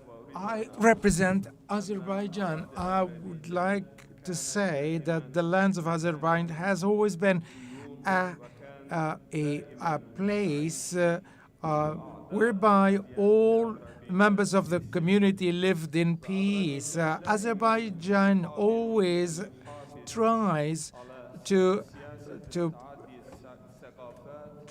preserve the multicultural policies. We organize quite many conferences when we talk on this very important issue. And currently in Azerbaijan, we have Christians, Jews, and we have other religions existing in cohabitation with the rest of the community. And it's quite important to say not just the religions are really living together, but then we have communities living in Azerbaijan in quite peace. And so the parliament in Azerbaijan has a role to play in fostering the various cultures, and I would like to thank Morocco for taking this initiative to convene this important. I'd like to react to what my colleague from Armenia, particularly that Azerbaijan aggressed Armenia, and this is false. These lands that were really Armenia destroyed all the mosques that it captured a long time ago and which Azerbaijan recaptured, and we seek peace, but we see that Armenia continues on the path of war, and this is very at least Azerbaijan has not transgressed in any way Armenia. Thank you. Thank you. So our final speaker from the floor, Mr. Mamadov of Azerbaijan. No, we've had that speaker, so we're going. Oh, sorry. We're going back to this speaker. Okay, so we have Mr. Yukana. Okay, he's there, sorry. Yeah, please. Can we have the technicians help to get the microphone working over here? Could you try a microphone next to you somewhere, please?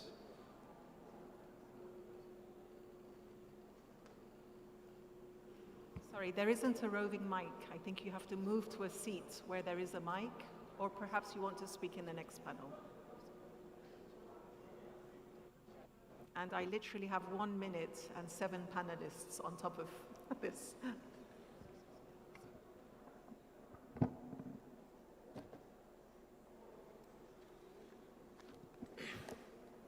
Thank you. Thank you. Go ahead. أنا الخوري عمان اليوخنا من العراق مدير منظمة كابني I'm from Iraq. Today I represent the Council of Churches, and which I would like to convey the greetings of the Council of Churches of Iraq to you. And I'd like to take advantage of this opportunity to thank Morocco for really organizing this quite important meeting, which is quite important in its content and also in its form. I would like to thank you all. When we say dialogue or interfaith dialogue, then the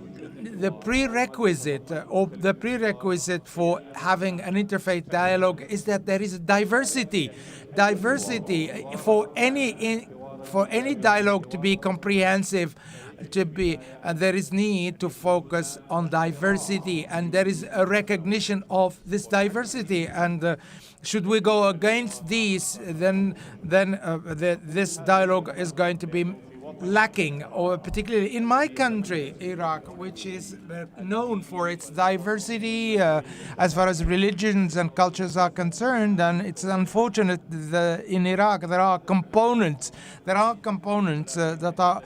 indigenous components, but then they have not been recognized as such. How can we have a positive interfaith dialogue without recognition and recognizing the various components of which the community of Iraq is made up of? The Al-Baha'in, more particularly the community, is quite present, but it is not recognized as such, the Baha'i community, particularly in. And the other bullet point which I would like to share with you, in order for a dialogue to be constructive and positive, and then there is need to treat people on an equal footing, and particularly if we want to have a strong dialogue, then people need to be on an equal footing, otherwise it's going to be imbalanced. In my country, Iraq particularly, while we try to have dialogue, there is, and then the components are not there, particularly, and Article 26 of the Iraqi constitution, more particularly, and then it talks about the young, anyone really who changes his religion, then children need to be groomed. We're running against the tea and coffee break. Very briefly, there was such a rich range of contributions addressing youth, blasphemy, the blessing and the burden of diversity, the necessity to include non-believers and non-citizens. Perhaps we can incorporate it in our discussions from now on, that we're not exclusively talking about citizens, nor are we exclusively talking about the religious, but also non-believers. Literacy, the recognition and registration of religion and belief communities, and all of this within the framework of addressing the challenges and good practices in upholding the rule of law by parliamentarians. So we appreciate also the concrete recommendations. Perhaps, Madam Speaker, I can start with you, and 6 of the 7 panelists will take the floor very quickly. Muchísimas gracias. Quería trasladar 5 ideas telegráficas después de escuchar todas las intervenciones. Well, thanks very much indeed. It's quite an interesting debate, particularly that political people need to participate in the living together, and they need to be involved in boosting tolerance and participating in appreciation, as has been recalled by our friend Imam. And so the second idea, focusing on education and conveying the values of tolerance and understanding and building trust, living together. Education is quite important.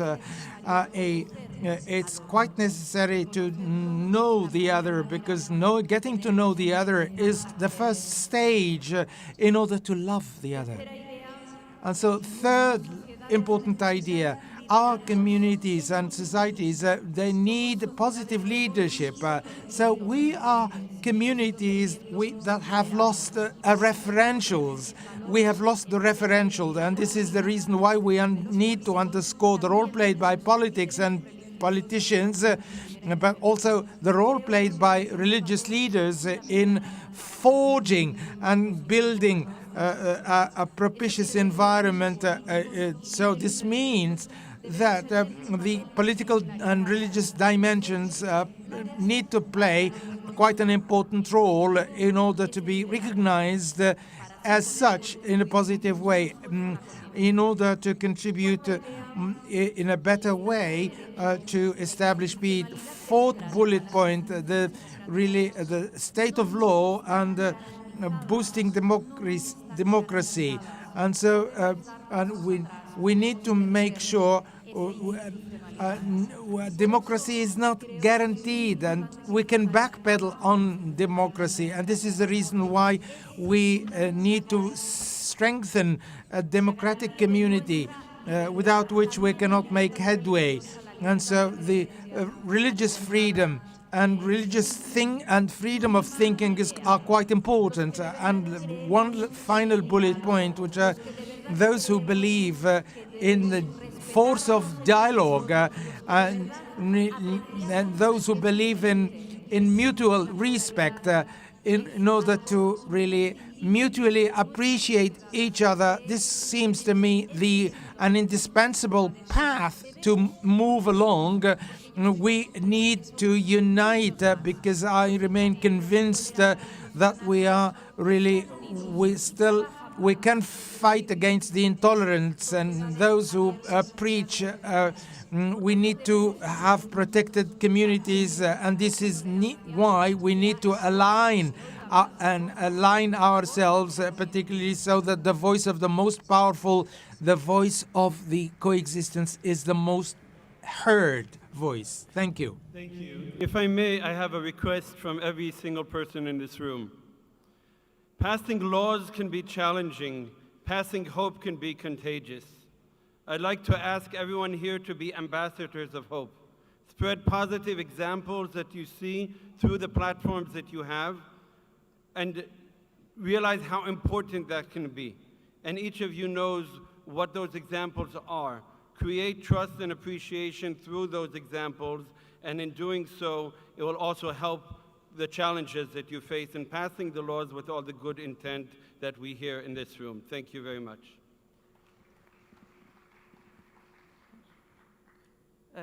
I just wanted to comment on the first speaker that was expressing difficulty in organizing dialogue in their country.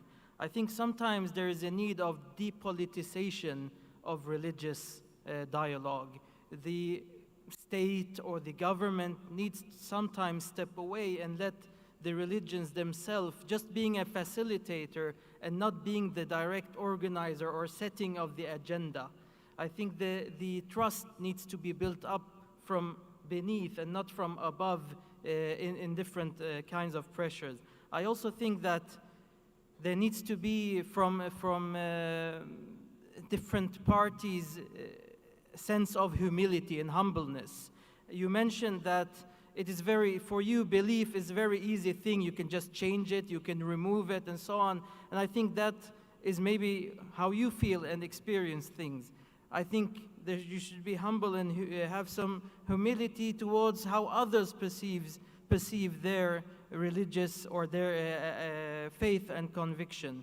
And I think we could actually step away from even using the word religion. I think the word religion maybe confines us too much in our modern day. We could use other words like worldviews, like we have a word in Swedish called livsåskådning, view of life. It doesn't necessarily have to be limited to religious or traditional religious in itself. Lastly, I would say that, because they were mentioned as well, that some countries tolerate one religion, some 3, some 7 religions and similar. I think this is a part of history and tradition. However, with modern day society where it's very global, you have everything that you have in the world, you have in local communities, this is something that will change, and I think we can use each other's experiences. So if we have, for instance, Muslims interacting with Christians and Jews in the Middle East, you will have Muslims interacting with Hindus in India and Pakistan and these countries. The experiences they have could be borrowed and appreciated in the countries that have recently got Hindus, for instance. So I mean, we can borrow of each other and learn of each other's experiences and from history. And I also think that going beyond just the religious context and the setting, we have, for instance, in the Islamic tradition, very famous the Hilf al-Fudul, which was a kind of agreement that was beyond just the Abrahamic religions or the people of scripture and similar. It was something that was even wanted to engage in when it came to Muslims and even what was defined as pagans. So you have examples in history, I think, which will be able to help us broaden the definitions and the terminology that we're maybe used to due to tradition and history. Thank you.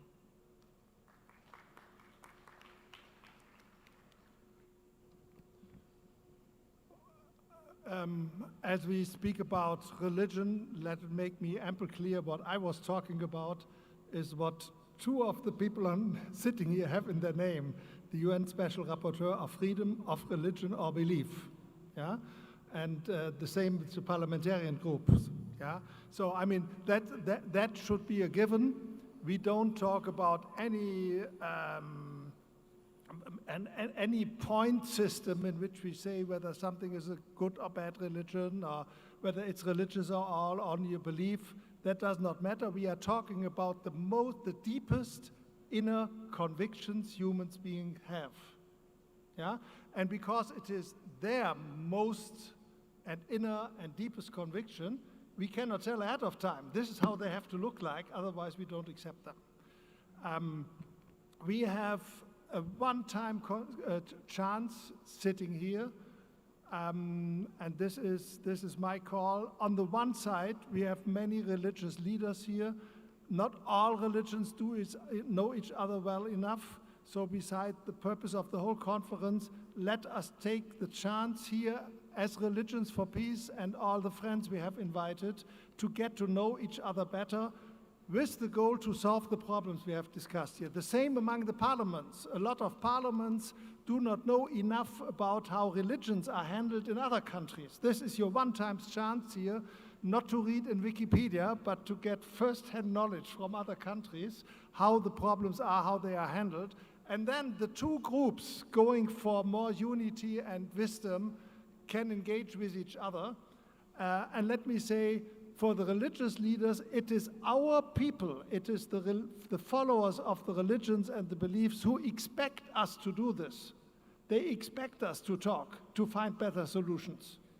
And to the politicians, it is your voters, it is your citizens that expect you to be in communication with religious and beliefs leaders. Yeah?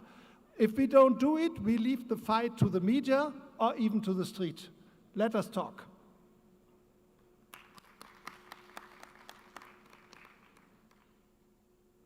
I would like first to thank you, Nazila, for facilitating this dialogue, and would like to share with you one frustration and one practical recommendation. My frustration is that since 2016, This is my 5th event I attend in Marrakesh, and all of them were on freedom of religion and belief or inclusive citizenship, and I never had the opportunity to visit this beautiful city. So the city of Marrakesh is becoming for me not just the beautiful historic city, but related to those great values. And the idea here is to thank Morocco for this leading role on this agenda and to encourage the country to continue in this role, and also to continue making from Marrakesh maybe a global capital for freedom of religion and belief and inclusive citizenship. And my practical recommendation is for the IPU and Religions for Peace and maybe other organizations who would like to join, I'm speaking on behalf also of my organization, Globe Ethics, is to continue this dialogue beyond this conference, this meeting, maybe by creating a working group where we can work together in a smaller group, gathering, identifying the good practices and working on recommendations for policymakers and religious leaders. I would be happy to contribute to this process too. Thank you.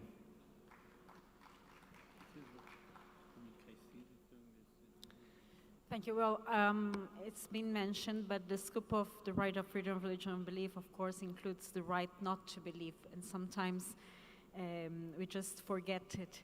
And I think that also goes when we pass, how we pass better laws, and parliamentarians need to have to be equipped, need to have the literacy and training in human rights and freedom of religion or belief in specific, to pass better laws and to identify when a law can be threatful to freedom of religion or belief.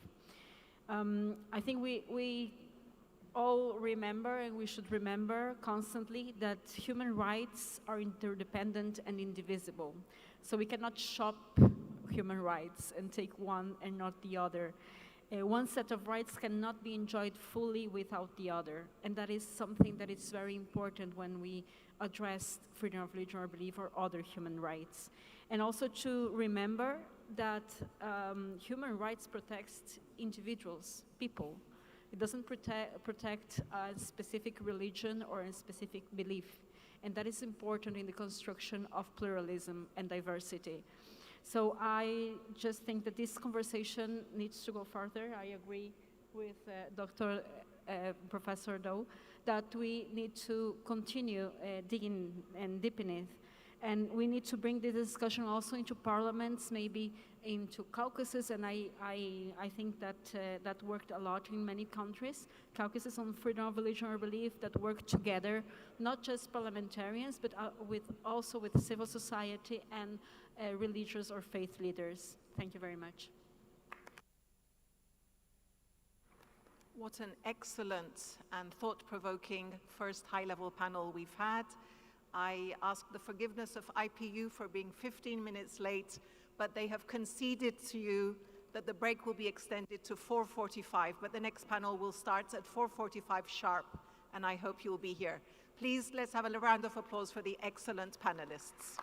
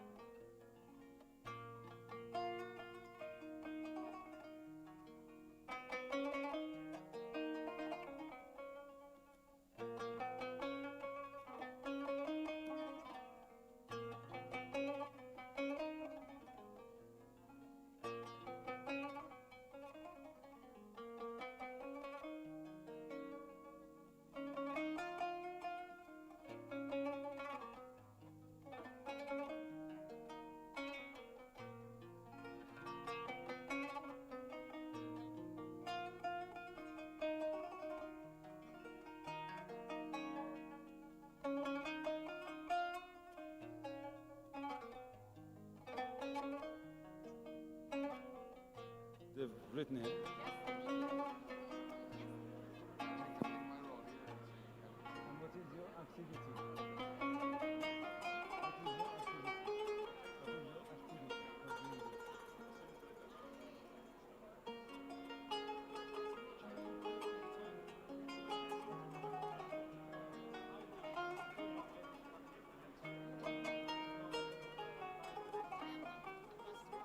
So we just remove this. Okay.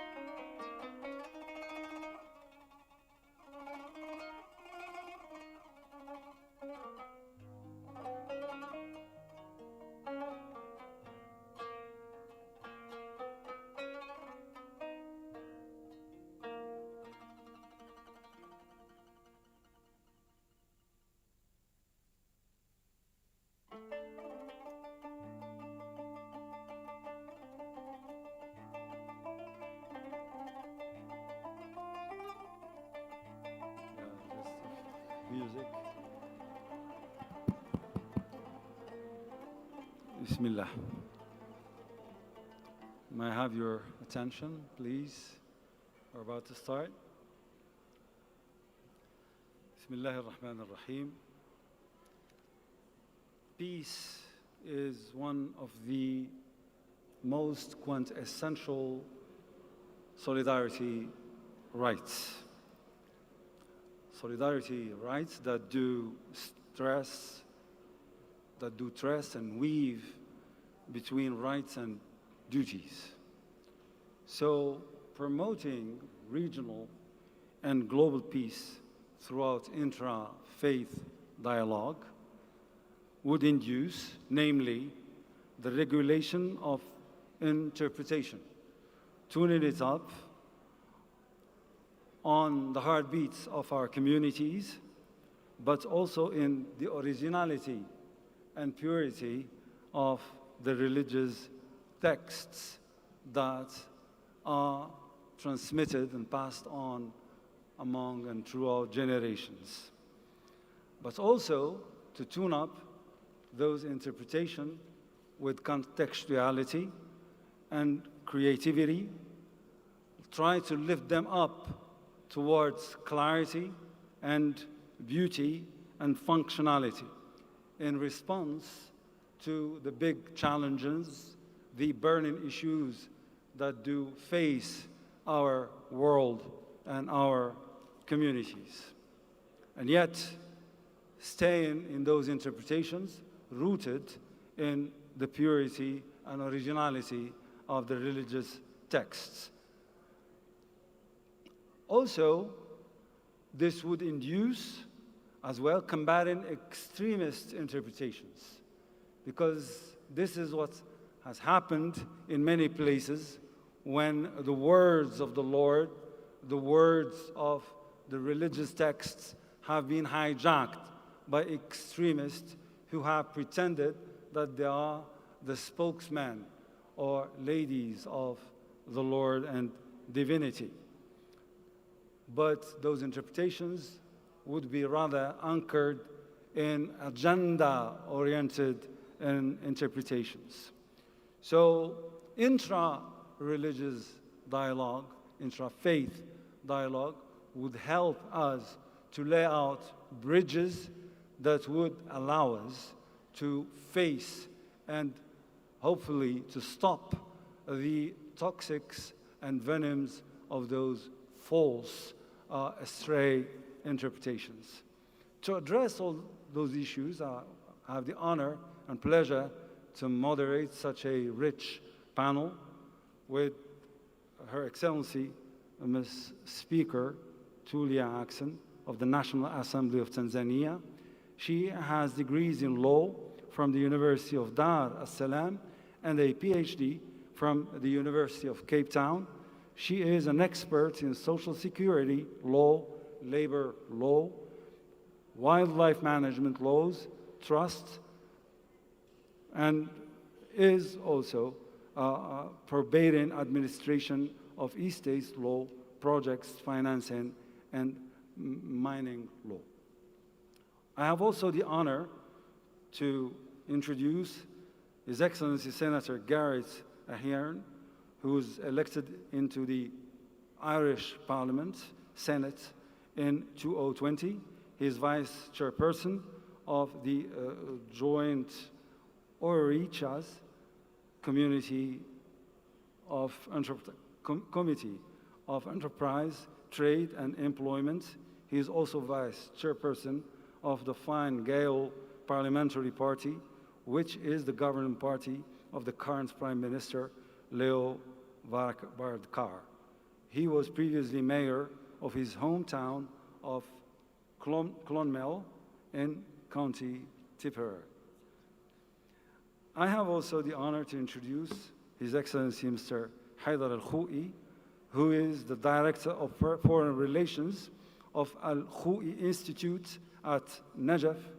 He is also a former Associate Fellow in the Middle East and North Africa program at Chatham House and a fellow forward thinking. His research interests include Middle Eastern history, politics, and Islamic studies, and his areas of expertise are Iraq. I have also the honor to introduce Licia Matamoros, who is a Latin American youth activist for the Latin American Catholic Episcopal Council. She is from Costa Rica and studied business administration. She works with the Federation of Students of the UNED and is part of the Latin American and Caribbean Youth Ministry team of the Latin American Episcopal Council.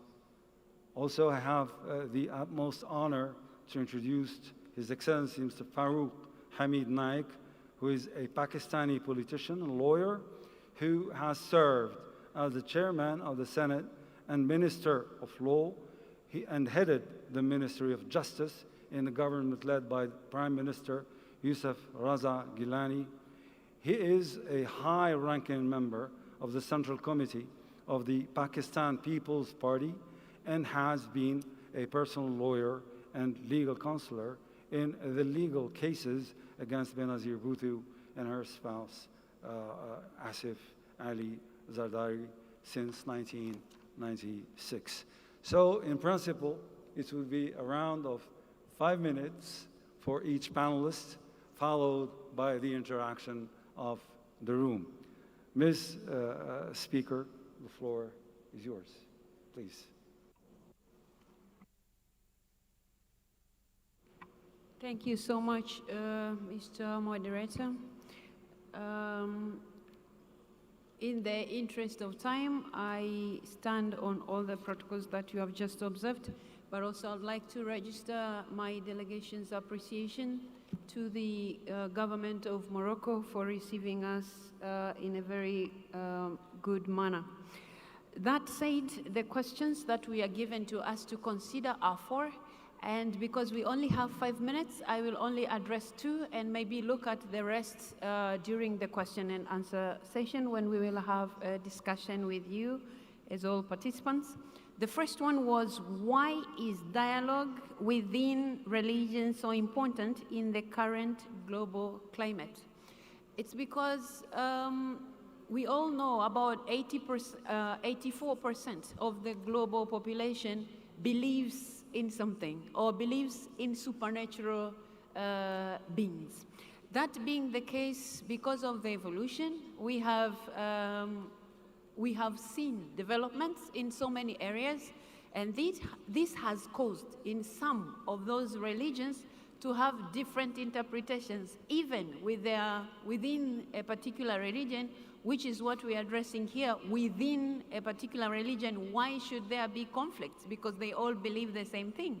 But the thing is, with all the developments that have been taking place, people are more inquisitive, so they read these books, and then sometimes they come up with different interpretations which they would wish the people in that same religion to understand them. And that's what the moderator was just mentioning here, that there are times when we have, as the world, experienced extremism, because there are people who interpret the same verses that we know, the same beliefs that we have and we share, but because they interpret differently. So at some point, some people would want their new interpretation to be included in this normal way that we are used to, like accepting new norms. But maybe some who will be considered as traditionalists, or they want to stand on the older definitions of religion, they would want those preserved. But the new generation might want certain things to be included. So that is definitely one of the reasons why we need intra-faith dialogue, because in the same faith, you will find people coming up with interpretations that are not necessarily acceptable to everybody. Some would accept the changes, and some may not be able to accept the changes. Now, the second question was, the second question that I'm going to address is, what good practices exist around interfaith dialogue to promote peace and inclusion? And here I'll be sharing the experience of Tanzania, where I come from. I would like to use this opportunity to recognize the effort that is being taken by Her Excellency Dr. Samia Suluhu Hassan, who is our President of our United Republic of Tanzania. She has been working so hard to ensure that the country is secure, but also is peaceful. How are we doing that?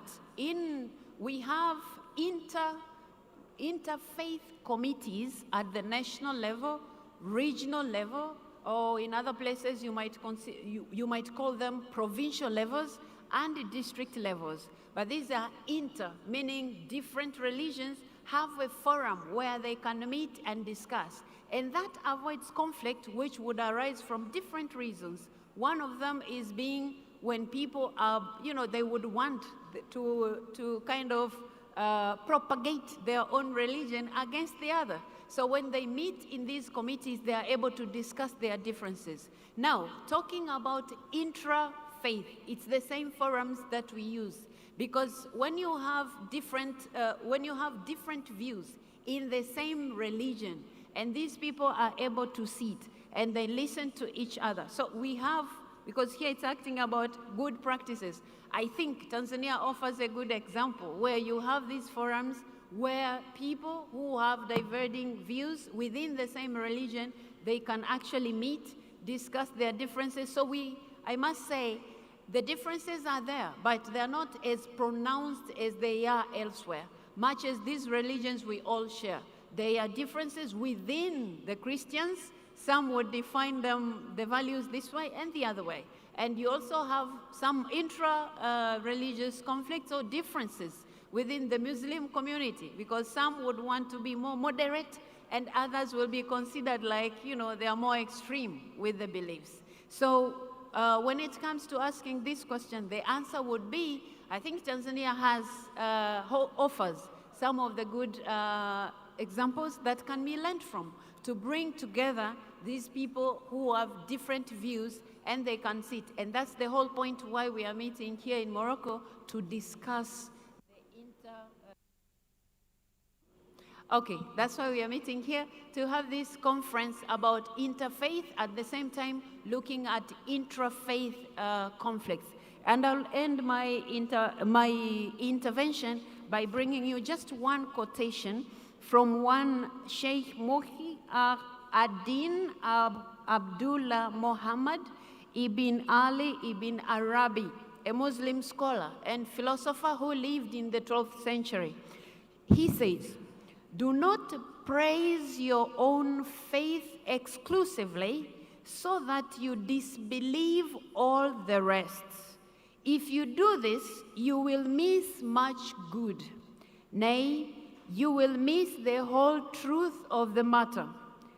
God, the omniscient and the omnipresent, cannot be confined to any one creed.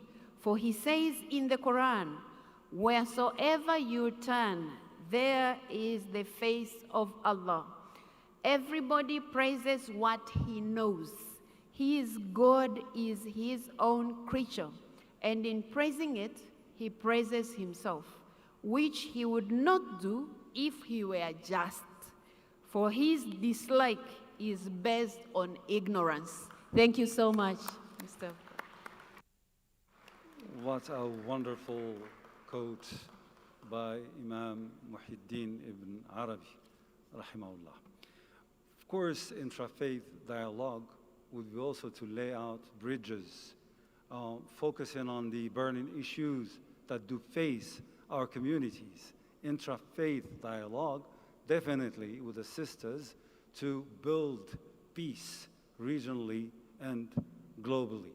To address more of this, it is my pleasure to hand the floor to His Excellency Senator Garrett. The floor is yours.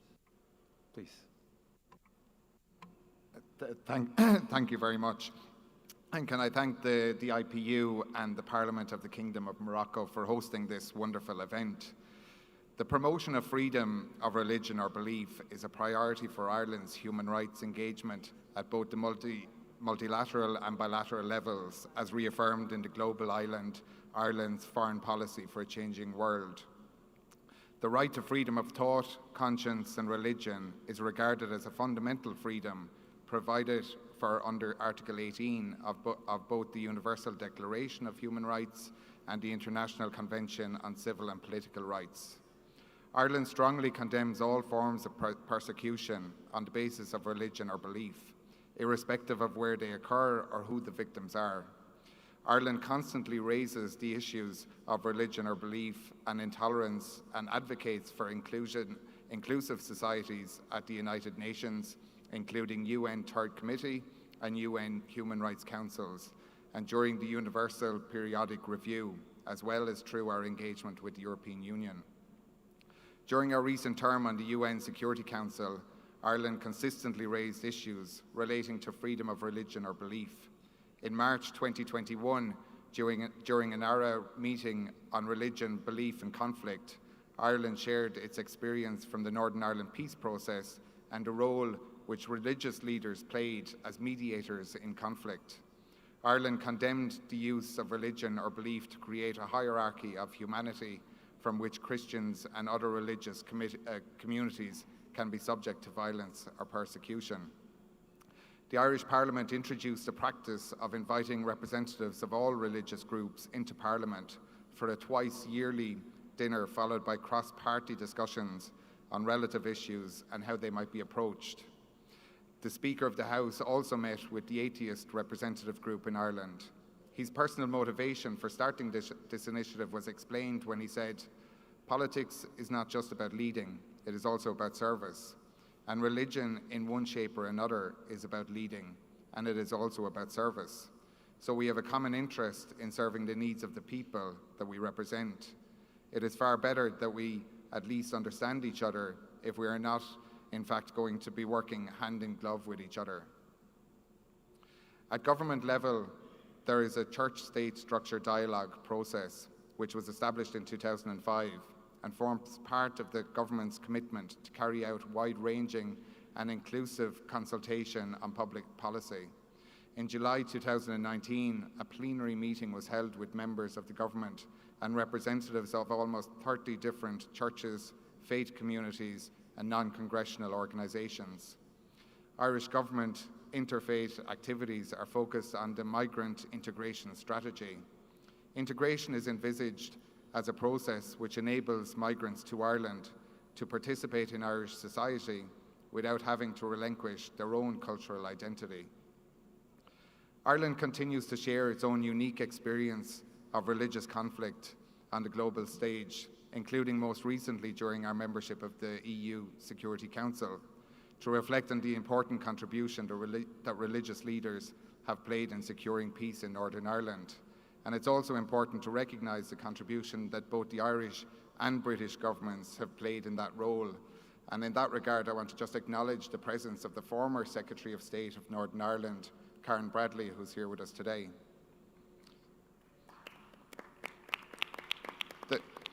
The right to freedom of religion or belief is reaffirmed across all strands of Irish foreign policy.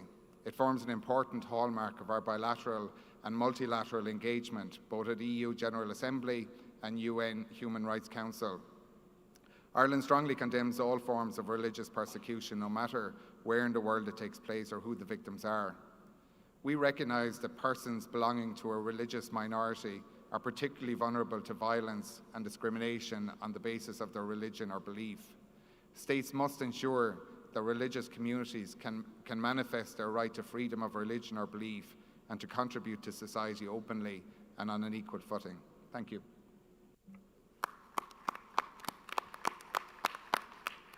Thank you, for sharing this edifying best practice in Ireland.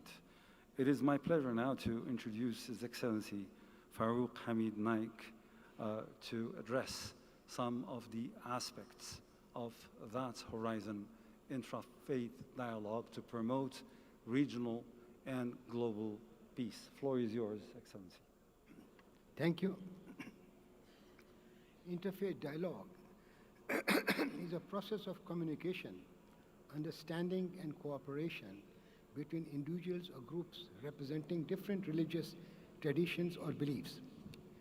Interfaith dialogue transcends religious boundaries, enabling participants to learn about and appreciate beliefs, practices, and values of the other faiths. It encourages individuals to explore common ground, shared values, and areas of collaboration, while also acknowledging and respecting differences that exist between different religion traditions. Importance of interfaith dialogues are manifold. 1, promoting understanding. 2, building relationship. 3, addressing misconception. 4, promoting peace and reconciliation. 5, collaboration and social action. In today's interconnected, borderless world, interfaith dialogue has assumed new dimensions. Increasingly, ethnic and religious variables not define conflict and relations between nations, as religious groups exist beyond confines of frontiers.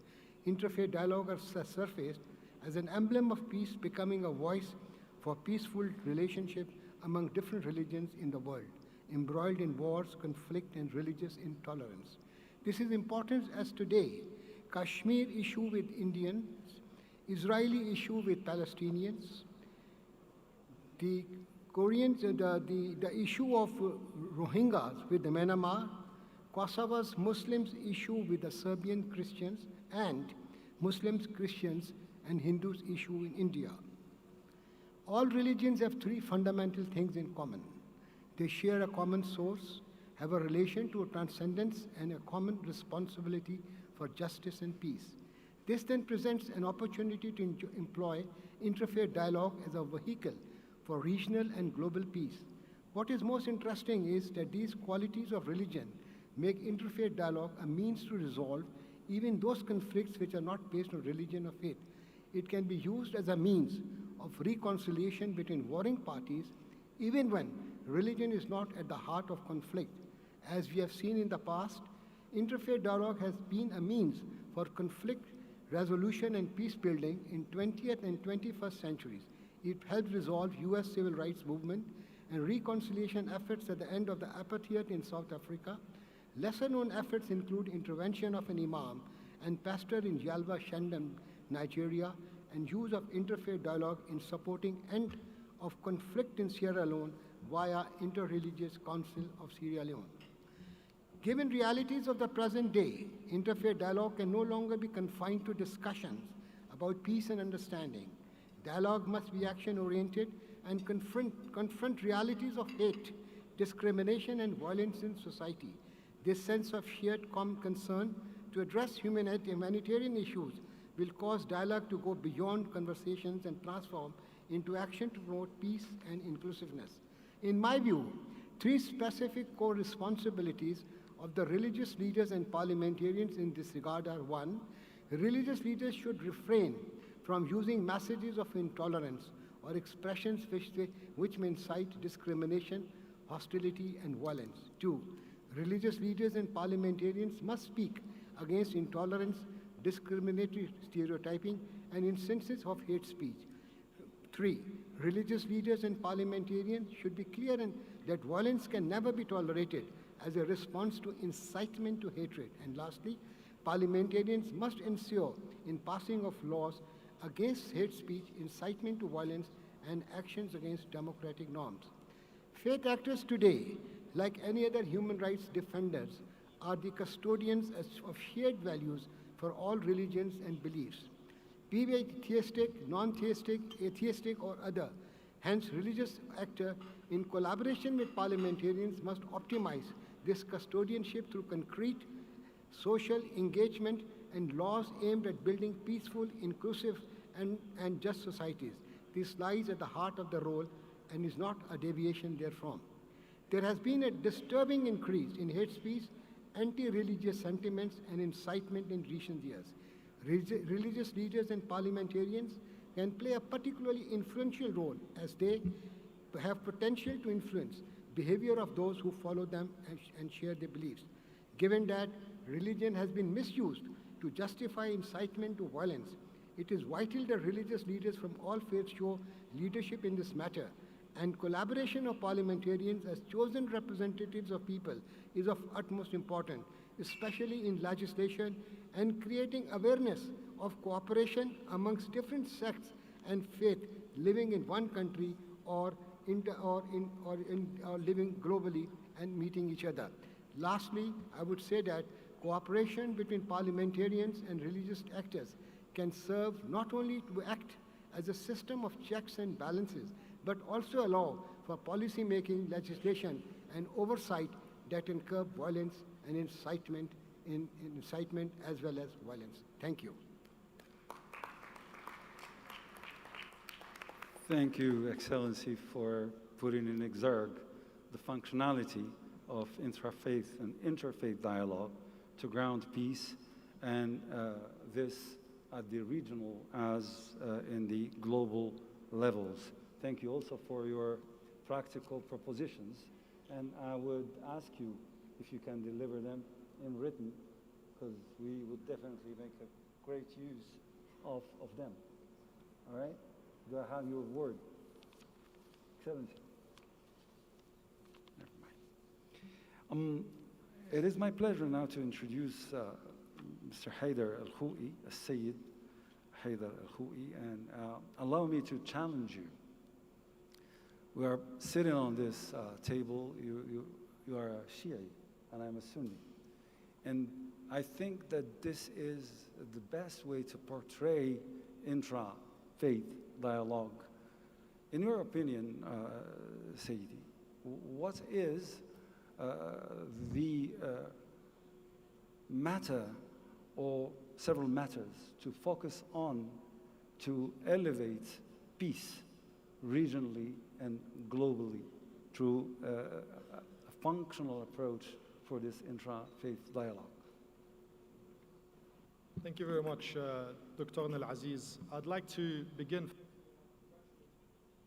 I'd like to begin by congratulating the Inter-Parliamentary Union for having the vision to organize their first Interfaith Dialogue Conference in over 130 years since it was established. And of course, thanks also to the Moroccan Parliament for co-organizing this forum. I think this is in itself, as you mentioned, something positive in our conflict-ridden world that we must continue to build on. So this forum in itself, I think, reflects a growing recognition around the world that religion was, is, and will continue to be a major force in not just the day-to-day lives of billions of people around the world, but unfortunately also in many of the conflicts that have ravaged our countries, communities, and families. If we recognize that religion is part of the problem in our world, then we must also understand the importance of interfaith and intrafaith dialogue in making religion a part of the solution to our common challenges.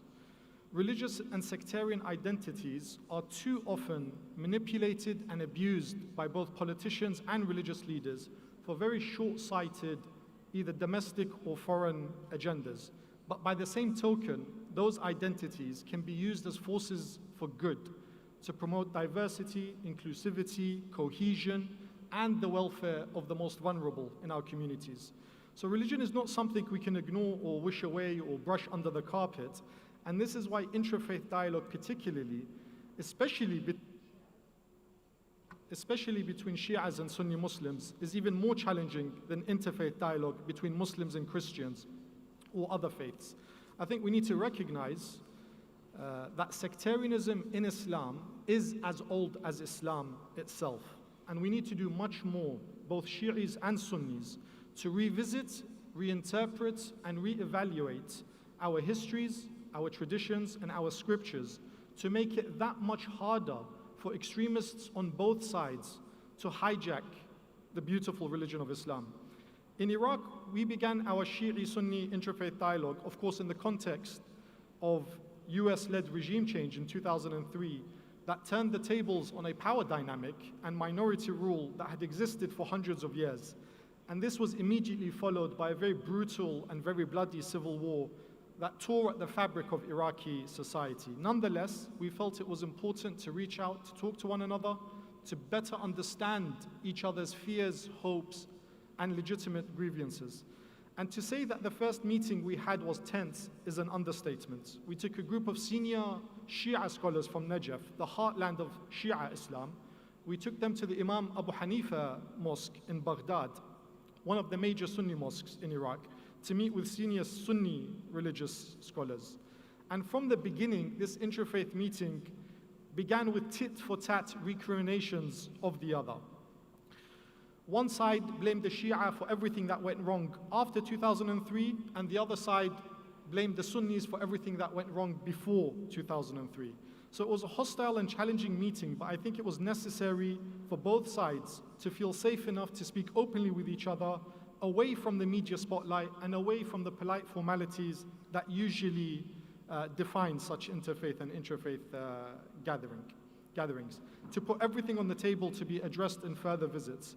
And we are actually very proud to note today that what started as an angry meeting between strangers blossomed into friendships, fruitful dialogue, and partnerships. And of course, it took many years to reach this stage, but we recently all came together to publish a book titled Religions and Sects of Iraq, which is an edited volume that gives a brief introduction of the major sects and religions recognized in the Iraqi constitution.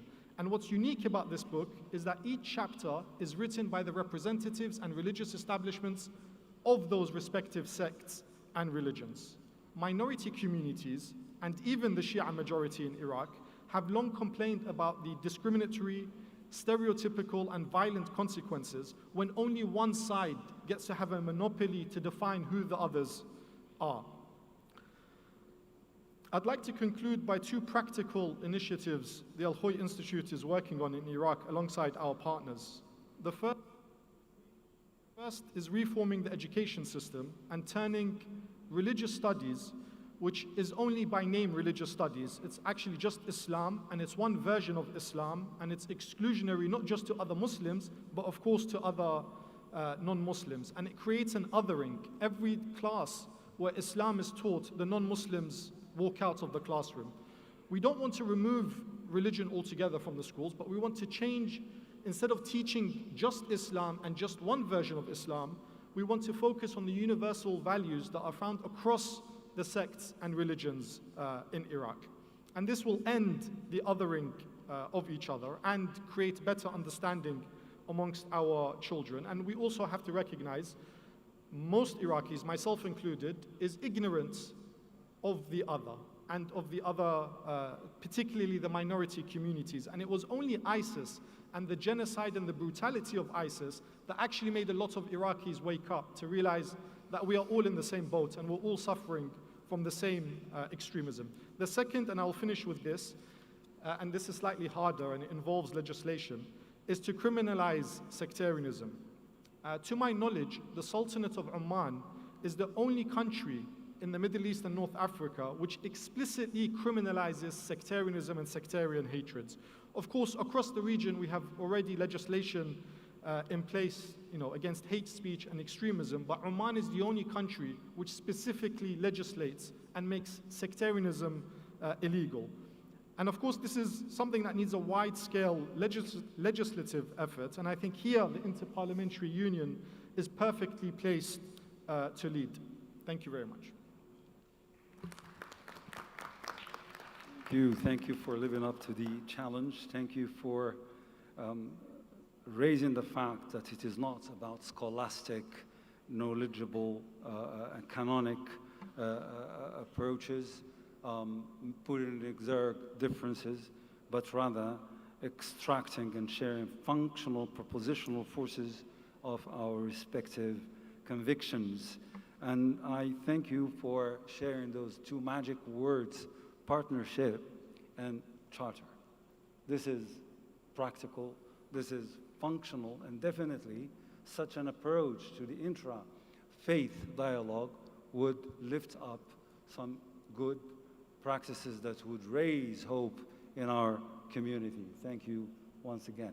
It is my utmost pleasure now to hand the floor to Ms. Licha to listen from the youth, to listen to the concerns of our youth throughout the world in relation to that regard of interfaith dialogue, to raise, to lift up towards practicality and functionality, and also to allow a better living together and doing together. Licha, the floor is yours. Please. Muy buenas tardes, es un gusto y una alegría estar con ustedes. Agradezco muchísimo la invitación y esta oportunidad. Como ya decían en la presentación, vengo de Costa Rica, de América Latina. Well, thanks very much indeed. I come from Costa Rica, Latin America, from quite many Latin American states, particularly are seeking to develop friendship ties, and so they are marked by quite a lot of diversity and quite a lot of wealth. Within this diversity, the presence of quite many communities that are rich, particularly when this diversity has not been, when the returns have not been increased, then this leads to problems, particularly, and so on. And there is here a quite important responsibility to be assumed and carried out by religious leaders so that they can work towards promoting this diversity and increasing the returns accruing from the diversity. And so, particularly where we need, people need to work together and not particularly reinforcing division within the community. And so we need to think, we need to work together. And I think all the regions provide us with quite important lessons, highlighting the importance of solidarity, peace, prevailing in these corners, how to build a better world, how to really fight against injustice. And I think our communities, our religious communities need to work together hand in hand, hand in glove, as was said, because we are part and parcel of the population, the grassroots population. So we know our territory better than anyone else. We know our needs better than anyone else, and starting from on the basis of our relevant experience and starting from our creed and belief, we can really create pathways in order to achieve the goals. There are good examples from Latin America to be emulated, quite beautiful initiatives that were born under a context marked by religion within the same community or within the same creed, and particularly in the case of projects, to promote the environment, enhance the protection of the environment, and provide healthcare to the community of youth. It's quite important that we speak about things as they are, a reality check, so to speak. So in our capacity as believers, it's quite necessary also to leave the preconceived ideas, and this is what separates us: preconceived ideas, and particularly, so we need to build bridges. Communication bridges are important here. It's quite important when we want to see the people and hear their voices. We need to hear more voices. This is what is quite important, to work together and work hand in hand. Thank you. Thank you, Licia, for this operational and functional intervention that has raised the disasters caused by the lack of an absence of diversity. Thank you for raising the fact that knowing one's territory better than anyone else allows us to act better than anyone else. And thank you also for focusing on the burning issues such as environment, well-being, and bridges to listen to each other, to discern the problematics of our communities, and to address them in efficiency and in beauty and in clarity. Thank you for all this. I would like to hand the floor for 1 minute each to our panelists to indicate from their perspective the importance of the inclusion of academia and the inclusion of intellectual and epistemic cogitations in bettering this intra-faith dialogue, and also to open up, and this is one opportunity, because we have parliamentaries as long as religious leaders, those are additional bridges. How would you consider to bring back those matters home? So let's start by you, Licia, and all around. Bueno, me parece que cuando hablamos de solucionar los problemas que nos afectan a todos, es importante que podamos involucrar a todos, especialmente aquellos que ya pueden tener una idea de por dónde debemos caminar, y que abramos espacios para escucharnos realmente y interiorizar esas explicaciones, esas sugerencias que pueden darnos, y juntos construir mejores caminos. Thank you, thank you. Your Excellency, Mr. Naik? Yes. See, as far as this issue is concerned, this is universal, that freedom of expression as well as freedom of religion or belief are both universal human rights and cornerstone of pluralist, diverse, and inclusive societies. So in order to embattle whatever is going on in the world today, with the discrimination which is based on religion and belief, this can be an indicator of the risk of atrocity of crimes, genocide, war crimes, and crimes against humanity.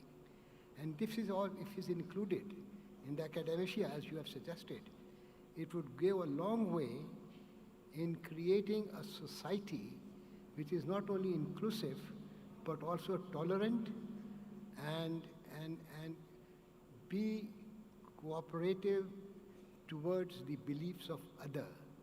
And do not take an other person as a low person, as a other religion, as a low religion, or as another sect as a low religion, but an equality will be created which will transform itself into a peaceful society.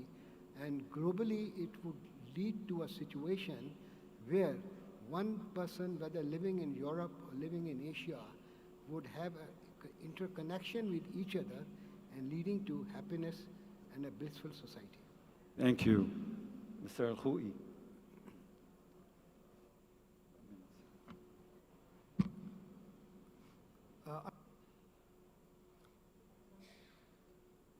Academic participation is key, and we actually, when we take delegations of scholars, let's say from Najaf to Ramadi or Mosul or Tikrit, we deliberately include professors and academics alongside the religious leaders, because often the secular academics and religious leaders in all countries in our region don't get along with each other. So although the label is Interfaith Dialogue, we actually have really interesting discussions between the academics and religious leaders, which itself promotes cohesion and better understanding. And I think on this point, which is crucial, religious establishments and leaders should work alongside secular institutions and academic institutions to emphasize the concept of citizenship, because all Iraqis, whether you're a Shi'i in Najaf, a Sunni in Mosul, or a Kurd in Erbil, we all suffer from the same chronic problems, which is corruption, lack of services, and poor security. So yes, I think it's crucial, but we need to do much more to work together. Thank you, Mr. Al-Khoui. Mr. Ahern? Yeah, thank you very much. It's a very interesting question, because in Ireland, education and academia would have played a key role in peace in Northern Ireland. So for most people living in Northern Ireland before the peace process, it would be very common for people on either side, nationalists or loyalists, to go through their whole life of education up to college without having any interaction with the other community. And it wasn't until the peace process that that's changed. So the role that colleges in particular play now in Northern Ireland in connection with colleges in the Republic of Ireland and in the UK in creating a bond between those communities has played a key role over the last 25 years. Thank you. Ms. Speaker?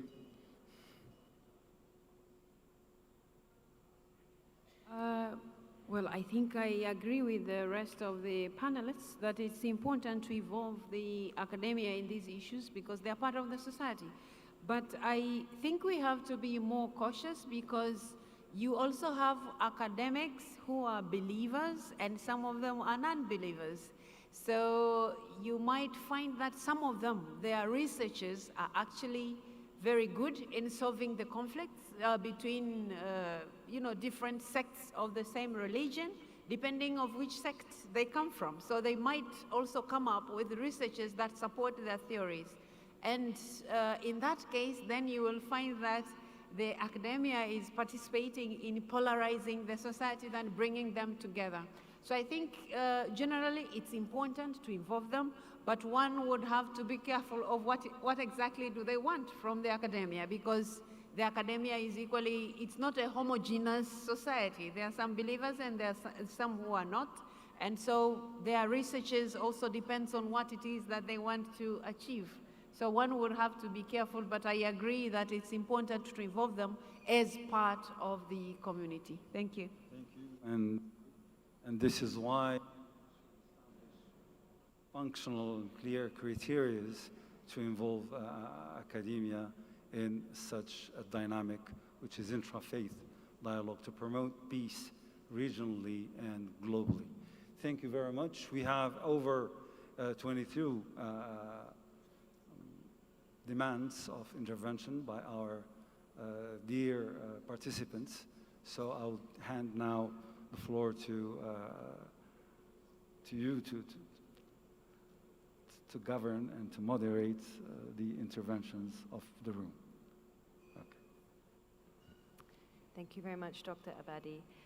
The first three interventions will be, number one, Speaker of the Council of Representatives of Bahrain, Speaker Al-Musallam, followed by President of the Transitional Legislative Assembly of Burkina Faso, Ousmane Bougama, followed by Ms. Khadousti Selassie of the Moroccan Parliament.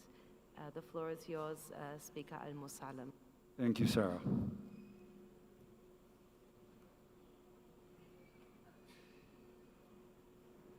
أصحاب السعادة السيدات والسادة الحضور الكرام إن تعزيز السلام الإقليمي والعالمي Consolidating peace is quite an important topic, and particularly it's quite sensitive, particularly investing in the concept of peace, particularly really via interfaith dialogue is quite important and will be quite an important element and will contribute to establish peace and develop and prosperity. Ladies and gentlemen, the government of Bahrain, under the leadership of His Majesty the King Mohammed bin Isa Al Khalifa, the King of Bahrain, really with the support of His Royal Highness Al Khalifa, the heir to the throne and minister, really they made quite a lot of efforts in spreading peace and also consolidating prosperity through the adoption of all the initiatives that really seek to strengthen and reinforce dialogue, interfaith dialogue, and also international organizations and have been contributing quite importantly. And so last November, the Kingdom of Bahrain organized a forum, particularly in coincidence with the visit paid for the first time by the Pope to Bahrain, and particularly also which saw also the presence of Al-Azhar Sharif. There are quite a number of initiatives that have been made in order to establish peace and consolidate peace.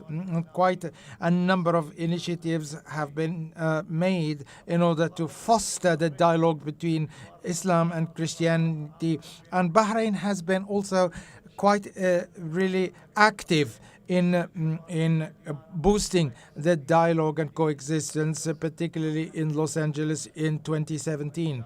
And so there is also the setting up of the Al Khalifa Foundation for establishing peace and consolidating peace. There is a seat that has been set up, more particularly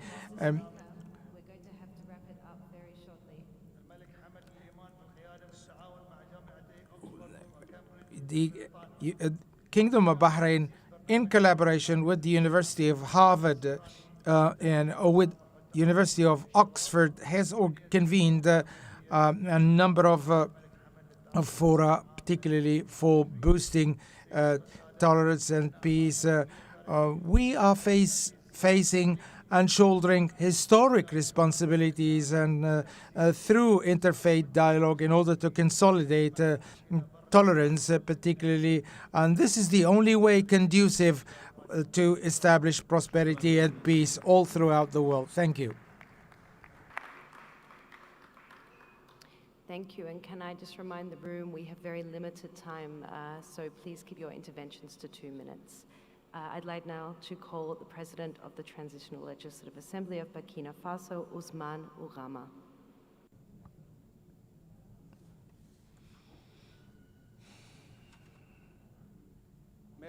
Well, thanks very much indeed, dear facilitator, for giving me the floor.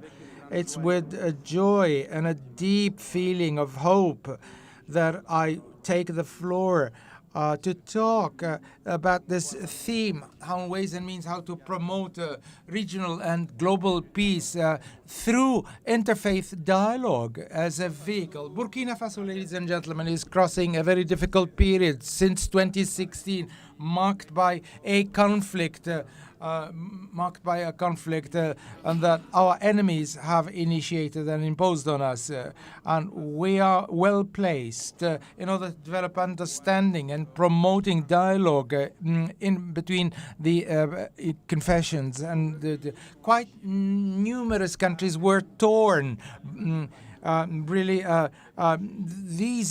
These conflicts were really were motivated by stereotypes and also by quite many. There is need for more harmonious coexistence, and interfaith dialogue, ladies and gentlemen, needs not be conceived as a threat to our own creed or faith, but also as an opportunity to grab, particularly to enrich our understanding, mutual understanding. And this is what we have seen in Burkina Faso, and it's how it is customary in our country to organize celebrations and invite priests and imams during the Ramadan, and particularly during the prayer of Ramadan and the Tabaski, the Feast of the Lamb. It's within the same vein of ideas that the imams meet with their Christian counterparts to celebrate the Christmas and Pâques. To conclude, the Prophet Muhammad, peace and he, then Jesus, the son of Nazareth, and plus could really our ancestors help us move along the lines whereby we consolidate peace and prosperity of the world. Thank you. I'd now like to give the floor to Ms. Khadousi Salassi from the Parliament of Morocco. Well, thanks very much indeed, Madam the Facilitator. I would like to stop a moment, particularly on two concepts. The interpretation concept, then particularly interpretation is quite an important way to bring closer the meaning, particularly with regard to the reality on the ground. Particularly, we need to focus on the condition sine qua non on how ways and means how to preserve the text. The concept to deal is dialogue. From my perspective, from my vision, then dialogue means then accepting the difference and engaging in dialogue between the faiths is quite an important element, particularly in order to put an end to differences holding, and also engaging in dialogue between the politician and the religious leaders so that they can come to a common platform whereby we can move forward, particularly. So dialogue is quite important because we recognize through dialogue, we recognize our differences. And so quite many of our philosophers have been able to convey these ideas, particularly when engaging in dialogue, you recognize your mistakes and you enhance the things you consider are appropriate. And so we need to really enlarge the scope of dialogue. Thank you. Well, thanks very much indeed for illuminating the path ahead from an approach perspective.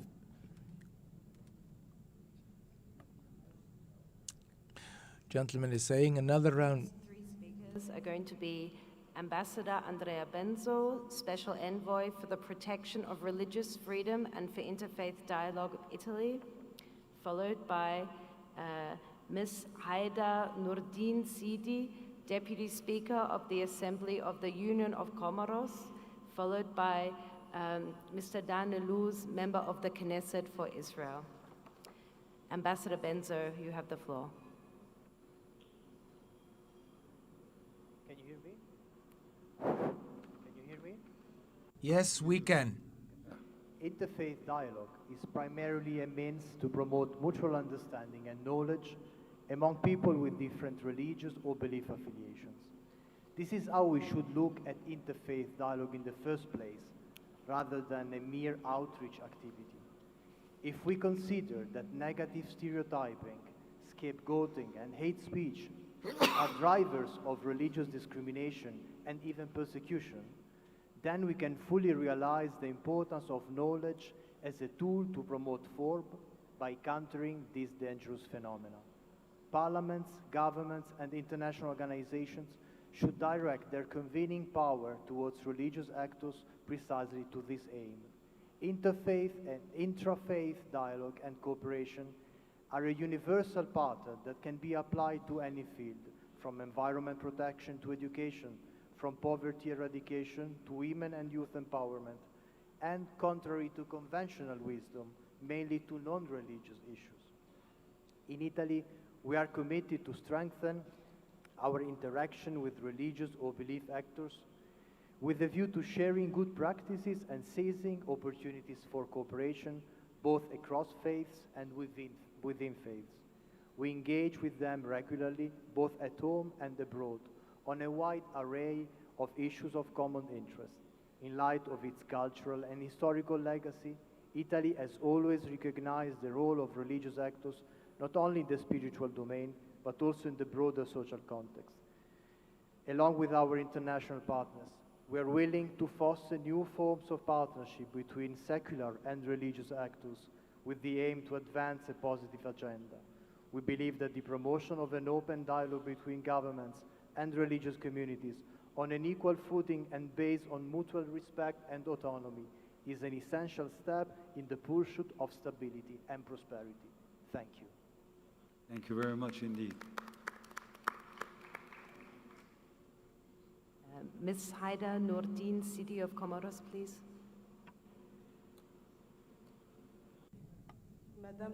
Madam, the facilitator, I would like to thank you immensely for giving me the floor.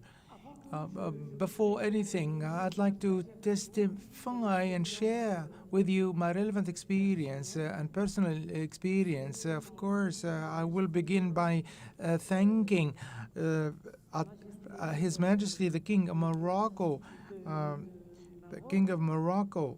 for the appropriate organization, particularly for the warm welcome extended to the community of conveners on all delegations. Indeed, my experience is an individual experience. Before leaving my country to carry out studies, higher studies outside, I ignored, I didn't know how to live with other religious communities, and this is the reason why I'd like to laud this platform, because it's quite important from my perspective that everybody learns something, to get to know the other religions, existing religions, so that we develop understanding and develop a joint vision. As I said, before going to the university, I knew nothing about other religions, but I carried out my studies in a country whereby with a Christian dominance, and this is how I was able to learn to be informed, or I learned how to what was taking place with the Christians. I've learned to live with them, and this is how I was able to understand that all religions were important. One goal was to pursue it, is to adore, worship God. All religions really aim at worshiping God. This is how I learned how to really respect the other religions. This is quite an important and fundamental element for promoting peace. In our country, Comoros,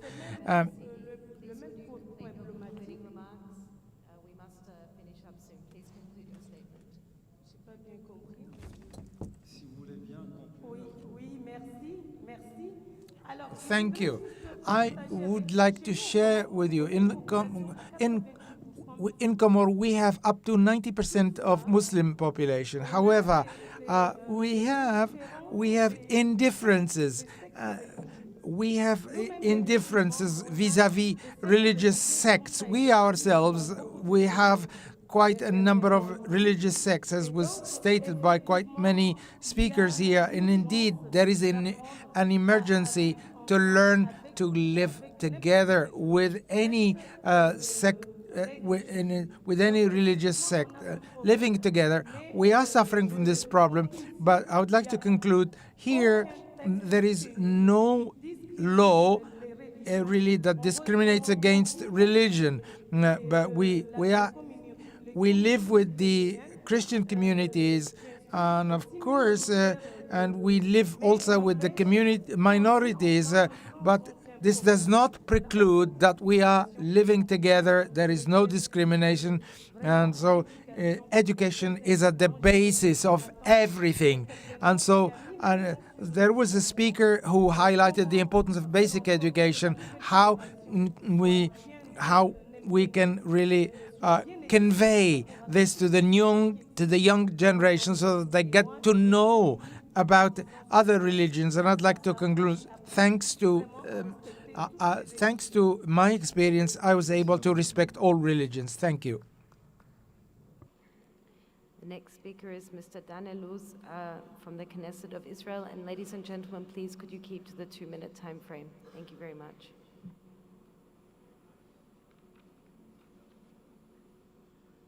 Can you hear me? Yes. Ladies and gentlemen, mesdames et messieurs, shalom, salam, and peace to all. Today, I stand before you as an Israeli, a Jew, and a child of Abraham. I also stand before you as the chairman of the Abraham Accords Caucus in the Israeli Knesset. We are meeting in Marrakesh within a Morocco that embraced the Abraham Accords. This is a powerful testament to our shared commitment to peace. The Abraham Accords demonstrate that peace can bloom in even the most arid soils. And this is not just any peace. It's a peace that unites us and carries the promise of prosperity. Israel, my beloved homeland, is at the heart of this extraordinary transformation. We reach out to others in friendship, weaving a vibrant tapestry of shared prosperity, trade, cultural exchange, and human connection. Our newfound peace goes beyond the material benefits we reap from it. It is anchored in shared values and mutual respect for our differences.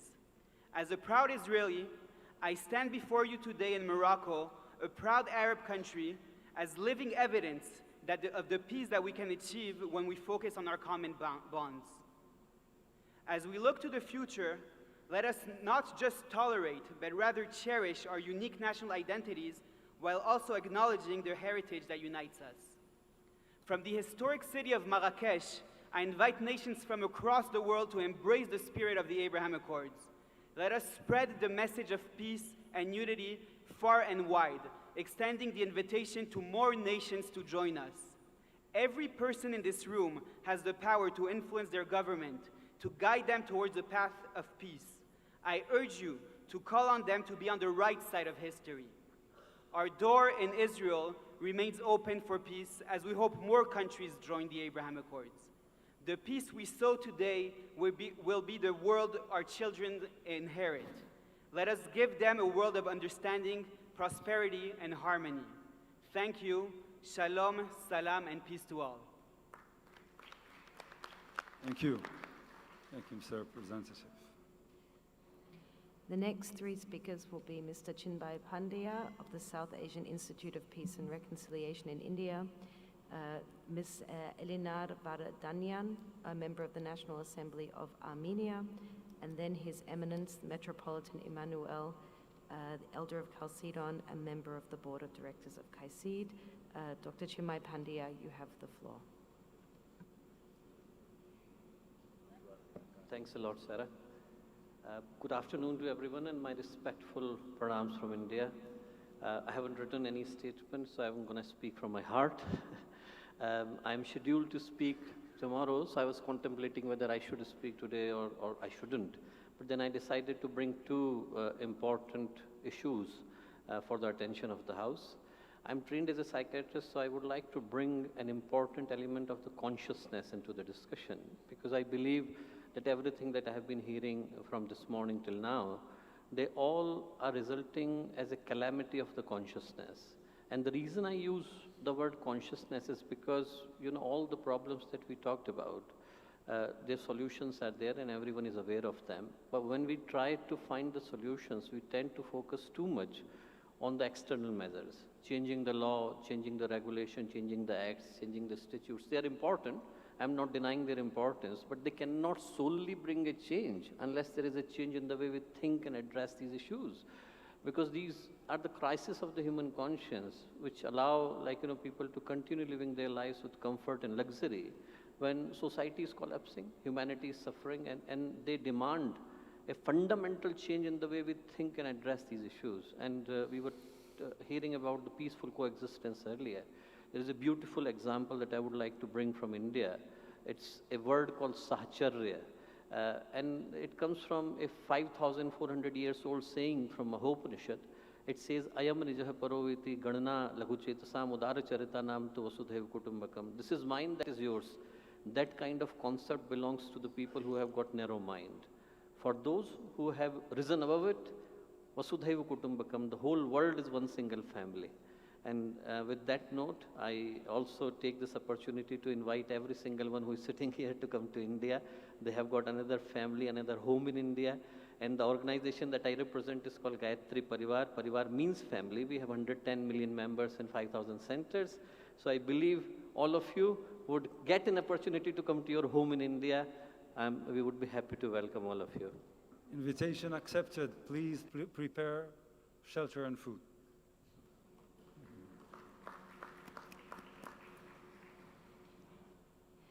Now I'd like to call to the floor Ms. Elena Vardanian of Armenia. Thank you. Dear colleagues, when we discuss inter- and intra-faith dialogue and their significance in promoting regional and global peace, it's crucial to provide a proper assessment of actions taken against religious artifacts which hold immense importance within various faiths. Regrettably, following the 44-day war and ceasefire on November 9, 2020, approximately 161 Armenian churches and 591 religious artifacts, including numerous unique Armenian crossstones, came under Azerbaijan's control in the territory of Republic of Artsakh. These churches, cathedrals, and monasteries are doomed to suffer the fate of anything or anyone else of Armenian origin that has ever fallen under the control of Azerbaijan. The ultimate aim of Azerbaijan state policy seems to be the destruction and annihilation of the Armenian historical cultural heritage present in the occupied territories of Artsakh Republic. At the state level, there have been declarations that these places' religious worship are not of Armenian origin, and some have been outright demolished, while others have suffered disfigurement under the pretext of rehabilitation works. In March 2021, the Church Holy Mother of God in Mekhakavan, which is now under Azerbaijani control, was completely destroyed. The Holy Savior Cathedral in Shushi has been disfigured. In October 2022, the Surp Sarkis Church, situated in the occupied Hadrut region, was tragically destroyed by Azerbaijan. The instances of vandalism and destruction targeting Armenian historical and religious heritage in Nagorno-Karabakh by Azerbaijani authorities, along with the deliberate and unlawful appropriation of historical memory at the state level, persist continuously. In this regard, if we want to work together for a future in which religion, religious heritage, and beliefs are respected and safeguarded by progressive humanity, we firmly believe that the international community should demand cases of destruction and distortion of religious artifacts. Moreover, we emphasize the utmost importance of international delegations visiting the territories of Artsakh Republic, which have fallen under Azerbaijan's control following the war. Such visits would facilitate fact-finding missions aimed at assessing the present condition of Armenian religious and cultural heritage. Thank you for your attention. Thank you, and this is why dialogue is most and much needed. Thank you. Thank you, ladies and gentlemen. Just another kind reminder, please could we keep our interventions to the 2 minutes, otherwise we will be here for a long time today. And now I'd like to call on His Eminence Metropolitan Emmanuel to speak.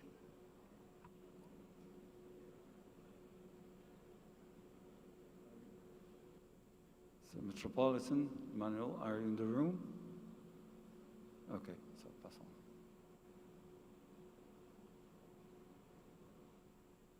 Okay, the next speaker I have is Mr. Marias Garoyan, member of the House of Representatives of Cyprus. You have the floor.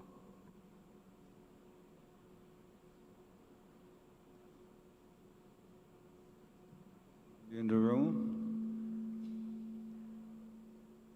No. So I would give then the floor to the panelists to interact with what they've heard, 1 minute each. So start from right to left.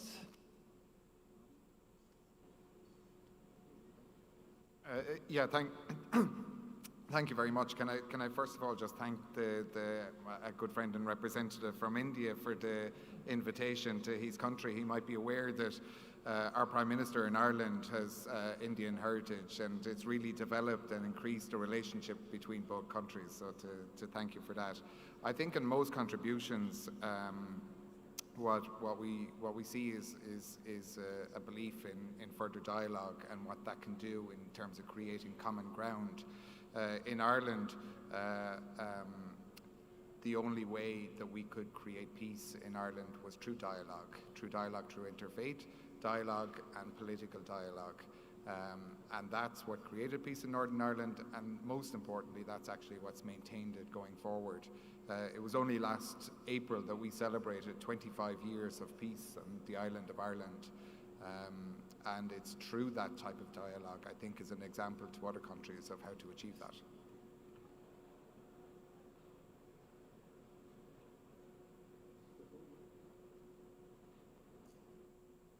Speaker, do you have any comment? There was an important issue that was raised about how we should broaden the dialogue and enlarge the scope. I think that's very important, but maybe we link it with what our colleague, I think from Comoro, was talking about learning about other religions. Now I was trying to think maybe that will be addressing the interfaith conflicts. Now, if you talk about intrafaith, I don't know how we can use education within the same faith and then see how they are going to respond to that. So I thought it's maybe one of the issues that we should continue to explore, using education to kind of emancipate people from their beliefs that are bringing conflict within a particular sect. Thank you. Thank you. Lisa? Creo que hemos coincidido en la sala en varias cosas en cuanto a la convivencia entre los pueblos. We are in agreement with what has been said. There is need, conservation and preservation of our heritage. We need to ensure the future of our children. When we talk about change, it's quite important that we add to another player. Another player needs to be invited to the dialogue-based table. It's participation. As a young representative, really, I need to underscore the participation of the youth, taking into consideration their vision, their relevant experience, and not only involving them as player of the future, but also they need to be provided with the opportunity to engage in decision making, and so we need not forget the role played by the youth, and so. The Pope was talking about the changes occurring in Latin American countries, and if we don't want to create a vacuum, it's quite necessary to look at the poor, the community of the women and the young. These trilateral dimension we need to focus more on the youth in order to have better solutions for the future. Naik, do you have a comment? Thank you. What I could gather after listening to the speakers in this hall is that they all believe in peace and peace through dialogue and interfaith and intrafaith harmony, which can avoid world conflicts, war and miseries. Today the world is full of conflicts. There are war-torn areas. There are children who have been orphaned. There are women who have been widowed. There are fathers who have lost their children. There are mothers who have lost their children. And their sisters who have lost their brothers. And the brothers who have lost their sisters. What can we do about it? I think we should sit down and think about it in a very, very deep manner. Like there's a deep state as far as the intelligence is concerned. I think we as parliamentarians, we as religious leaders have got to sit down and take out an action. All the world bodies have failed today to bring peace in this world. And I believe, and I think so, I may be wrong in it, that in order to achieve a peace and harmony in the world, the religious leaders have got to take first step in this matter. They are the one who will change the destiny of the nations. They are the one who will change the thoughts of the people living in various parts of the world. And if they can combine, if some organization is created, having religious leaders of all faiths, maybe they are Buddhists, they are Christians, they are Buddhists, they are Jewish, they are Muslims, all faiths, and sit with the representatives of the government heads and the representative of the parliament and come to an understanding that religion should not be the cause of any war in the future. I think the world would be a better place to live in. Thank you. Thank you, and thank you for merging reality and hope in those words of wisdom. Now I suggest that we take another round of interventions before giving the floor once again to the panelists to interact. Thank you very much. The next three speakers are going to be Mr. Bishoy Fakhri, patron of St. Anthony's Cathedral for Coptic Orthodox Church, followed by Ms. Miriam Bon Klanjik, member of the National Assembly for Slovenia, followed by Mr. Mohamed Hossein El-Zoghbi, president of the Muslim Associations of Brazil, FAMBRAS. Bishoy Fakhri, you have the floor, please.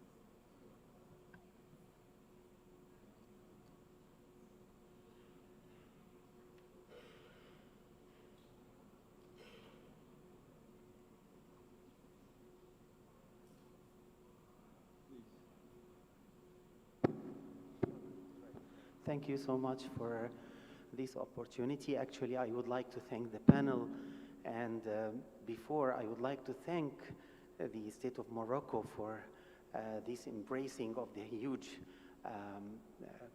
numbers of cultures and nationalities all over the world. And actually, I have a small comment before.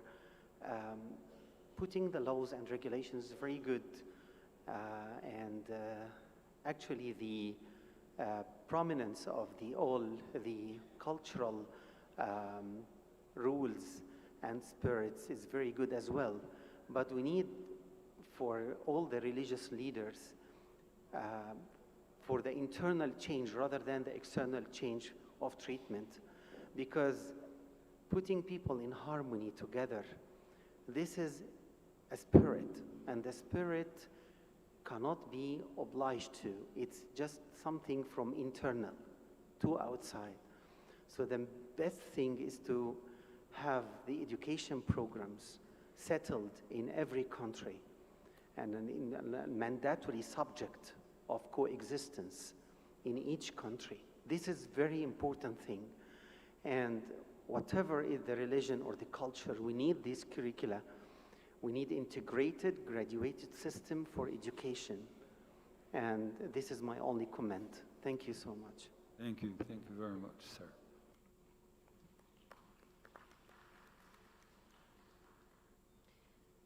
I'd now like to call Ms. Miriam Bon-Klanjek, member of the National Assembly of Slovenia. Thank you. You have the floor.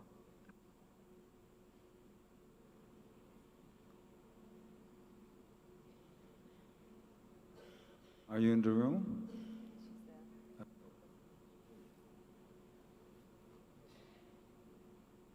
If your microphone's not working, maybe move to the one next to you. It works? It's okay? Yes. Okay. Ladies and gentlemen, a harmonious relationship between the state and religious communities, it doesn't work.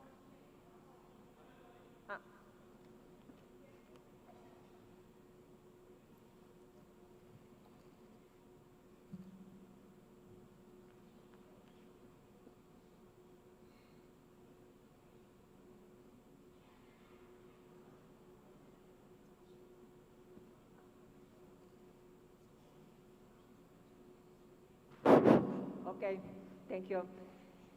Ladies and gentlemen, a harmonious relationship between the state and the religious communities is indeed one of the goals of any democratic country. It can easily be regarded as a long-term investment into enhanced relations within society and peaceful coexistence among citizens.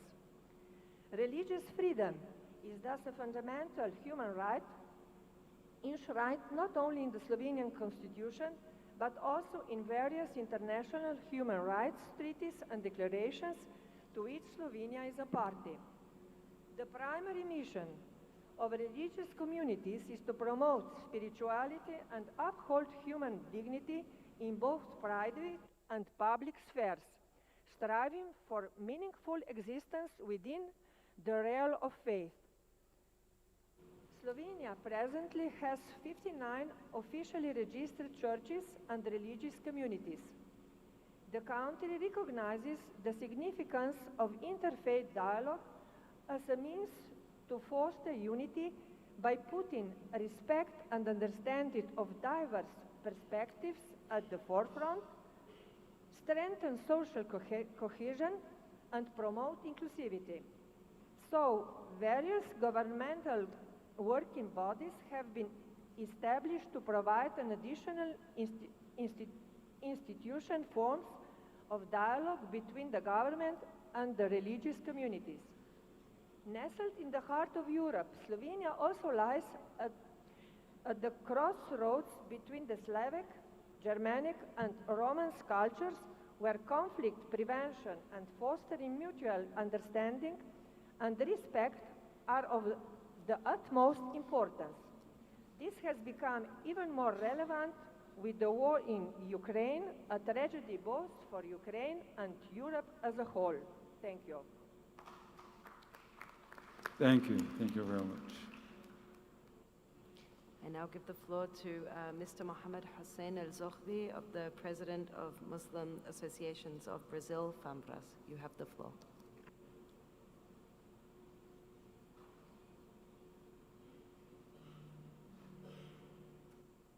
We have Mr. El-Zohri in the room.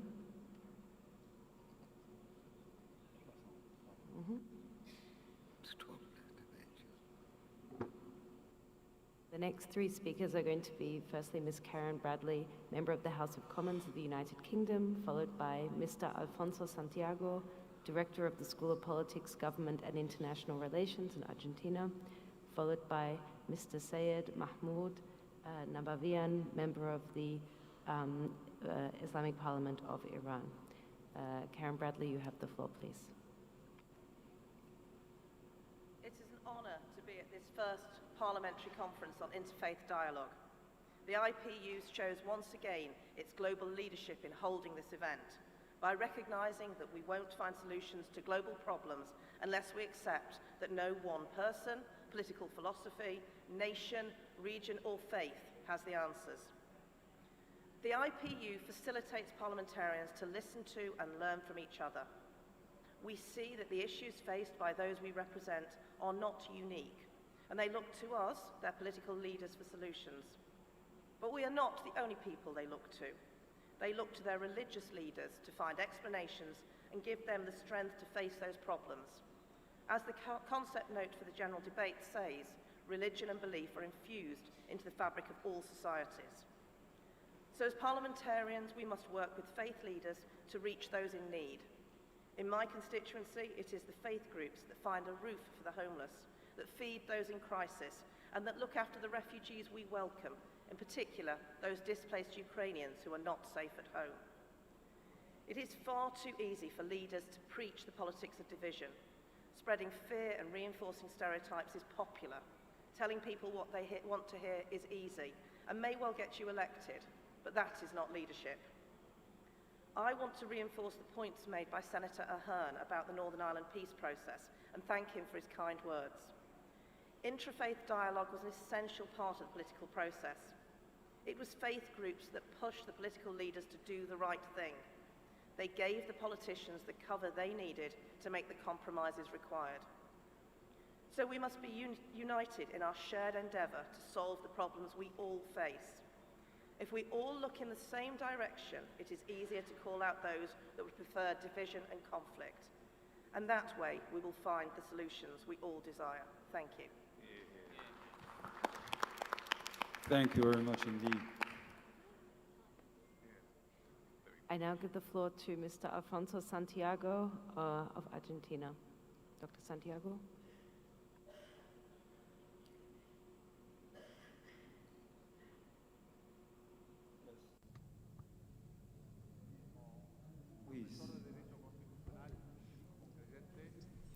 We can't. I'd like to congratulate the conveners of this assembly for this important meeting, so that the political leaders and religious leaders can get together and exchange in most beautiful city of Marrakesh, and particularly, which is a testimony of the possibility of engaging in a coexistence, particularly of the people from different creeds. From a historical point, this is an unprecedented fact that we have here the various representatives of various creeds, so that we can wage a collective reflection to a joint coexistence. And I want to make two small-scale comments taken into consideration the Abu Dhabi Declaration on Peace and Coexistence, particularly signed by Pope Francois and the Emir of. This is quite an important document that will help us in the building of this coexistence between the academic world, political world, and the religious world. Particularly, this dates back to 2019, can be an excellent point of departure. And also, I'd like to put forth a following point. It's from a. There need to be a declaration or a convention on interfaith dialogue, particularly. And so the UPI, and we can draft a document, a specific document that can really identify and determine all the progress that have been made, and also equally look at, on the basis of this document, we have a referential to continue to move forward together. Tomorrow, I'll take part in one of the panel, so I keep the rest of my intervention for tomorrow. Thank you. Yeah. I now call to the floor Mr. Sayed Mahmoud Nababean, member of the Islamic Parliament of Iran. آقای نبویان خواهیم بود برای سخنرانی ایشون.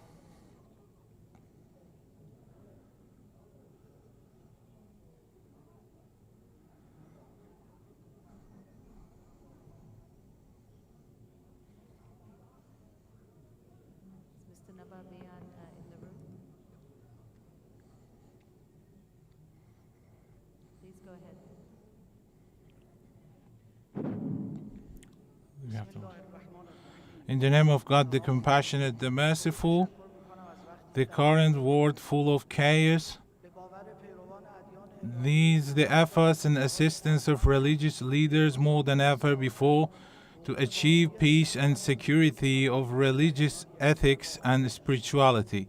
Different religions can solve different needs to achieve sustainable world peace through effective dialogue due to different commonalities. according to the followers of divine religions, following the teachings of these religions, provides freedom, happiness, the real rights of human beings, and a peaceful life together with each other. Self-made religion to create divine paths will not result in a destruction of humanity's happiness, and it is clear that only the creator of humans can present a set of teachings to guide humanity in the name of religion. The First and Second World Wars, with the killings of millions of people, the occupation of different countries by arrogant countries, and the widespread murder and crime in those countries, the creation and equipping of terrorist groups, the occupation, the displacement of a nation, and the creation of another fake nationality in its place, and the daily killing of its original owners. The whole idea shows that it is far away and ignores the teachings of divine religions. According to divine religions, the life of a human being is so important that, for example, the Holy Quran says that killing of one person is equal to killing all. Therefore, in order to create peace in the middle of humanity, it is necessary to open a dialogue between the followers of different divine religions in order to invite all of them to respect each other's rights, despite maintaining respect for the differences and emphasizing the commonalities between them. Unfortunately, today we are witnessing that with the guidance of certain centers in the world, the worst kind of violence, which often appears with political motives, take place in the name of religion, and religious people are introduced as promoters of violence in public opinion. While religion is inherently for peace and tranquility, and violence is in conflict with the existential nature of religions that are messengers of peace and tranquility. Thank you.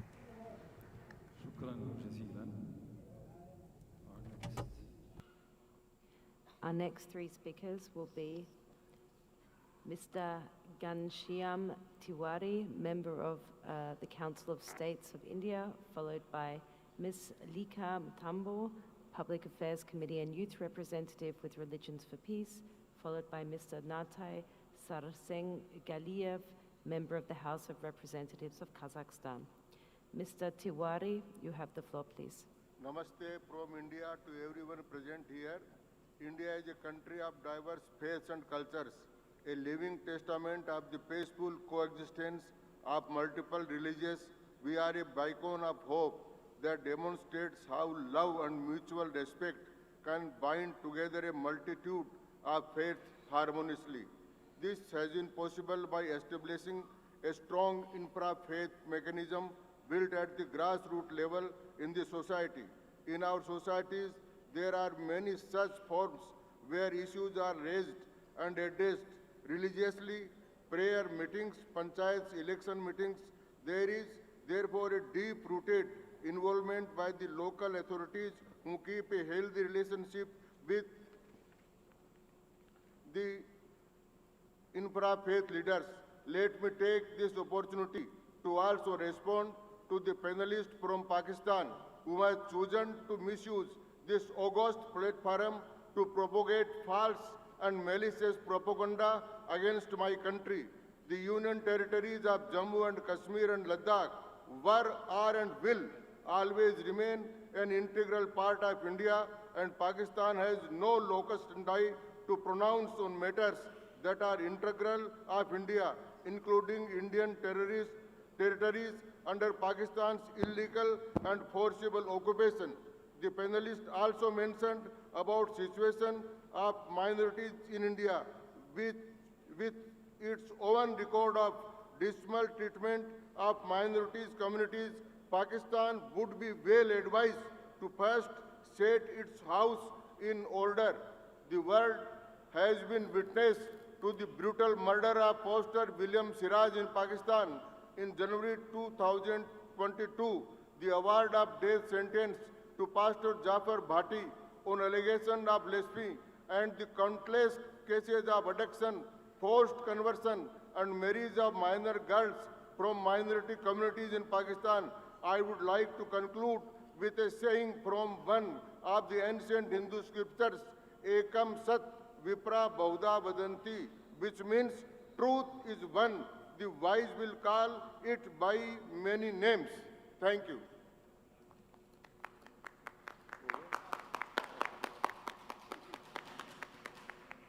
The next speaker is Ms. Lika Matambo, Youth Representative for Religions for Peace. Please go ahead.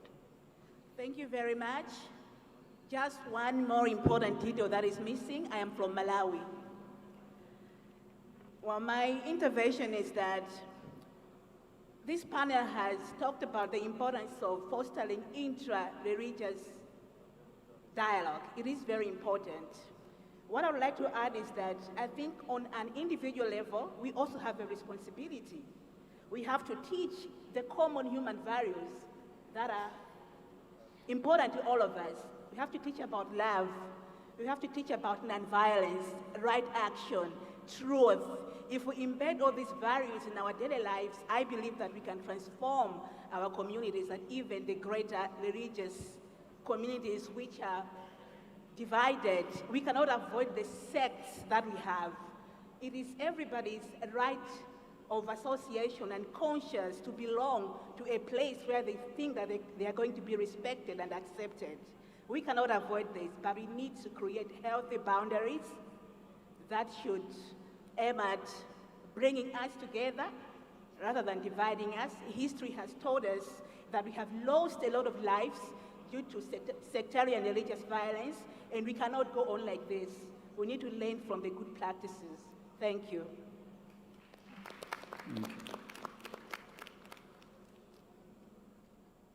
Next speaker,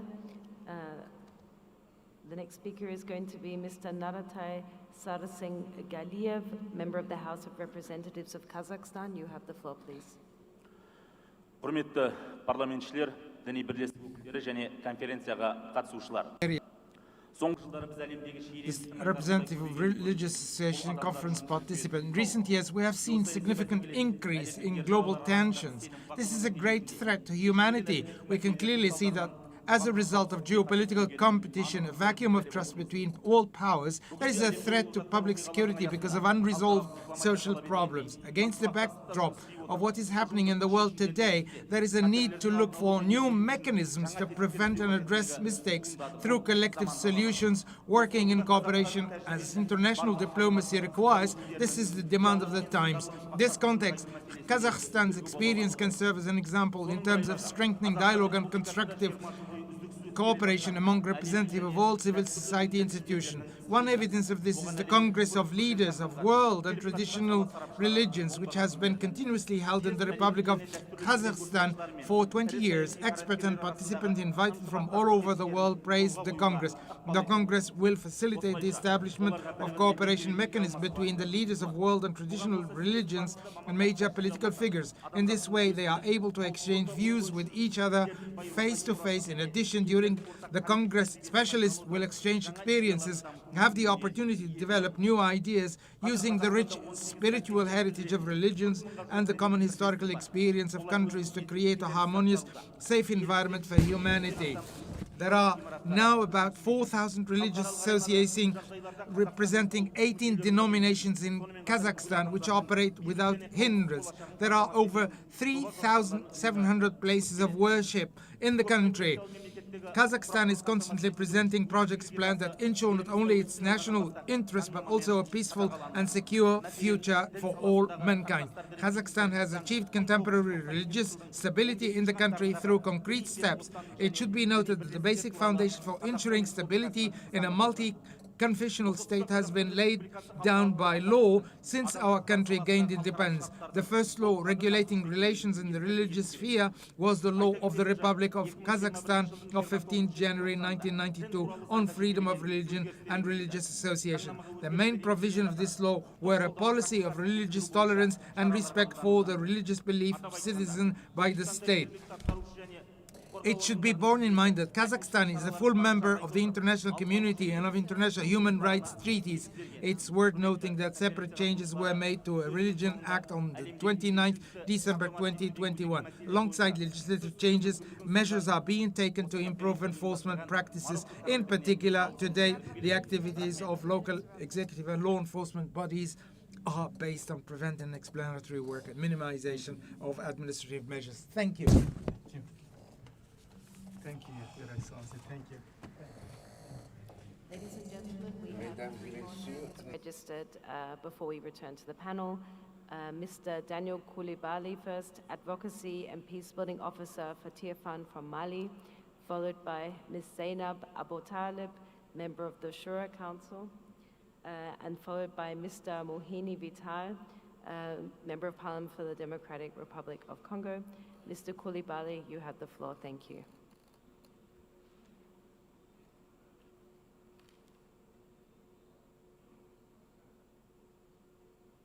Mr. Koulibaly, I think In the room? He's not. Il n'est pas dans la...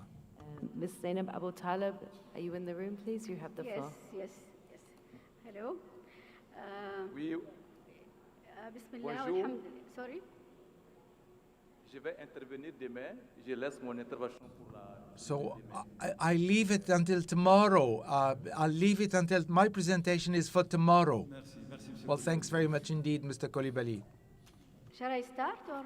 Please, yes. Okay, I lost 4 minutes or 5 minutes. بسم الله الحمد لله والصلاة والسلام على رسول الله. أيها الحضور الكرام أتباع الأديان أحيي الجميع بتحية الإسلام. السلام عليكم ورحمة الله. Good morning to you. Thanks are extended to the conveners of UPI of this conference and to the government of Morocco, dear attendee, the Kingdom of Saudi Arabia, on the basis of its role in the Arab and Islamic world, provides quite a lot of important to boosting peace and cooperation among the creeds, and so particularly the role played by Saudi Arabia. It supports international organization to consolidate peace and dialogue among the creeds, and also the Saudi Arabia really through the initiative of His Royal Highness really organized and convened quite an important conference on the culture, particularly which saw as a conclusion to set up quite a number of things. Quite many forums have been organized, particularly the Kingdom of Saudi Arabia organized quite a number of conferences, particularly so Saudi Arabia calls upon for dialogue, more particularly among the peoples and the communities of the world. In order, Saudi Arabia is doing all it can, leaving no stone unturned in order to fight against poverty. God in the Quran said, we created you tribes and territories. So peace is quite important. And so God said, we created you from tribes and territory. Those true believers are those who are really enjoy a high and lofty position with God. The reinforcing legislation to boost peace and stability is quite important. And so the protection of the communities from the fake news and the bad mass media particularly. And God created man and women in order to get to know each other. And so like to thank you. Our final intervention today is from Mr. Mohini Vital, Member of Parliament of the Democratic Republic of Congo. You have the floor, please.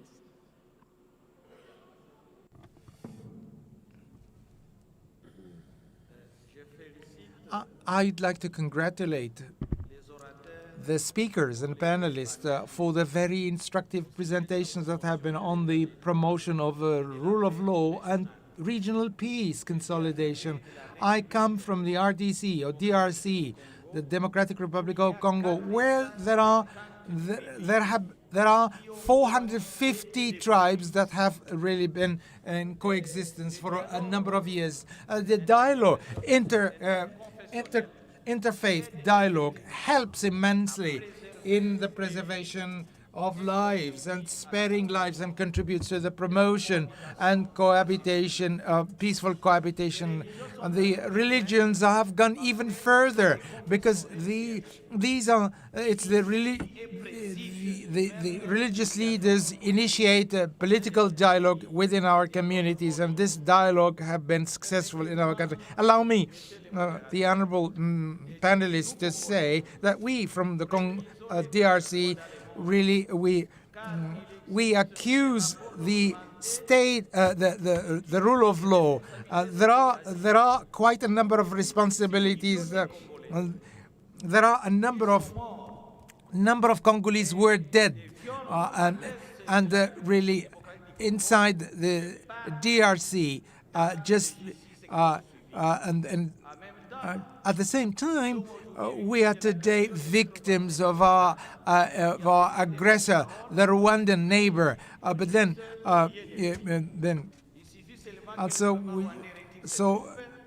we are just asking for Rwanda to withdraw its troops from the DRC, and do not support the rebels inside the DRC. And so the Congolese in the east of the DRC, there are quite a number of people who use religion for killing Christians and Muslims. My advocacy is to ask the deputies to advocate for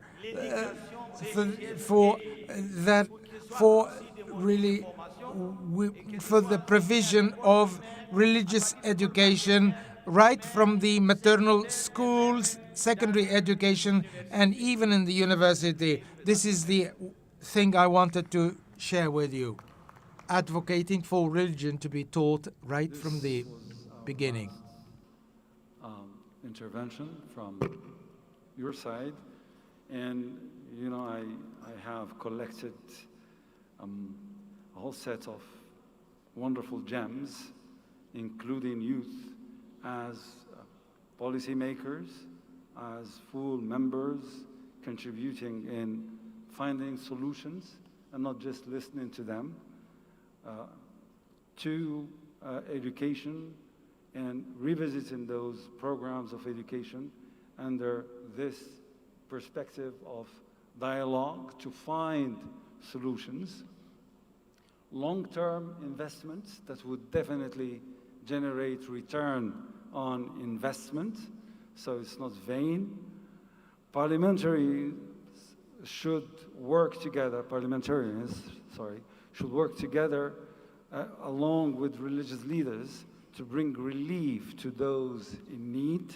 That's functional. To write a joint document between religious leaders and parliamentarians to address those matters.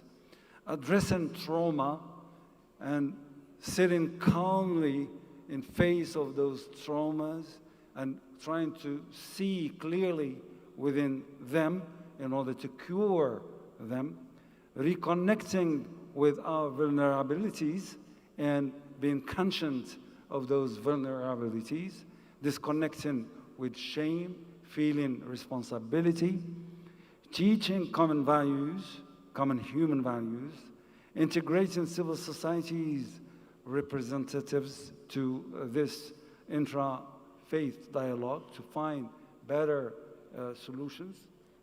The cruciality of security and stability for the elevation of well-being for the citizens of the world, the importance and cruciality also of the rule of law in our world, re-establishing memory. Those are wonderful gems that we would very much conserve in our propositions and recommendations. I will now once again ask our panelists to interact. I would start from you, Senator Naik. Please, the floor is yours. See, as I've already said, and I'm advocating once again for a peaceful dialogue in order to resolve the issue. I just do not know why my Indian friend became so upset. I never talked about the territories. I just talk about the interfaith dialogue if there is a problem.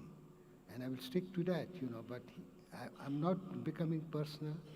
I'm not talking about the territories. I'm not talking about the countries. I'm only talking about the religion. Religion, whether you're a Muslim, whether you're a Hindu, whether you're a Christian, whether you're Jewish, if somebody misbehaves with you, if somebody exploits you, that should not be done. That is what all I have to say. So I will request my friend to take it easy and believe in dialogue, interfaith dialogue, to create peace in the world. Thank you. Licha, final word. Me parece que muy buenas prácticas e iniciativas.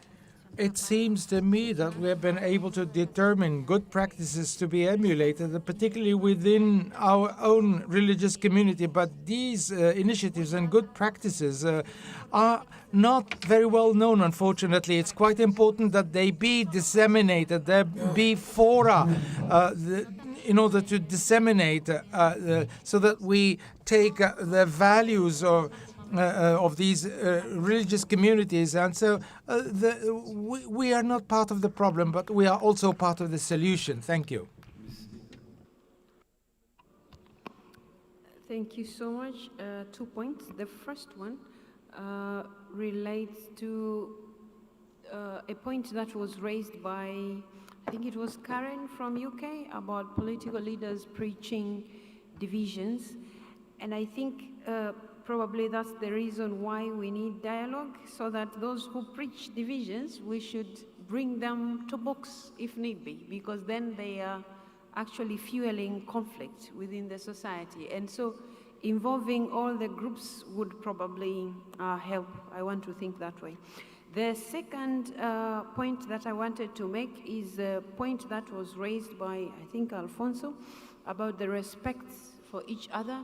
And I think the respect should not just be between religions, and it should also be within the religion. So how, even if the other person wants to interpret their belief to God in a particular way, maybe the other one shouldn't be offended. And if they are, then that's why we are preaching dialogue. They should sit down and then get to understand each other. And I agree with the intervener from Malawi who talked about teaching about values. And I think once we get to that point, that everybody matters, everybody's opinion matters, especially in matters of faith, because those are matters of the heart.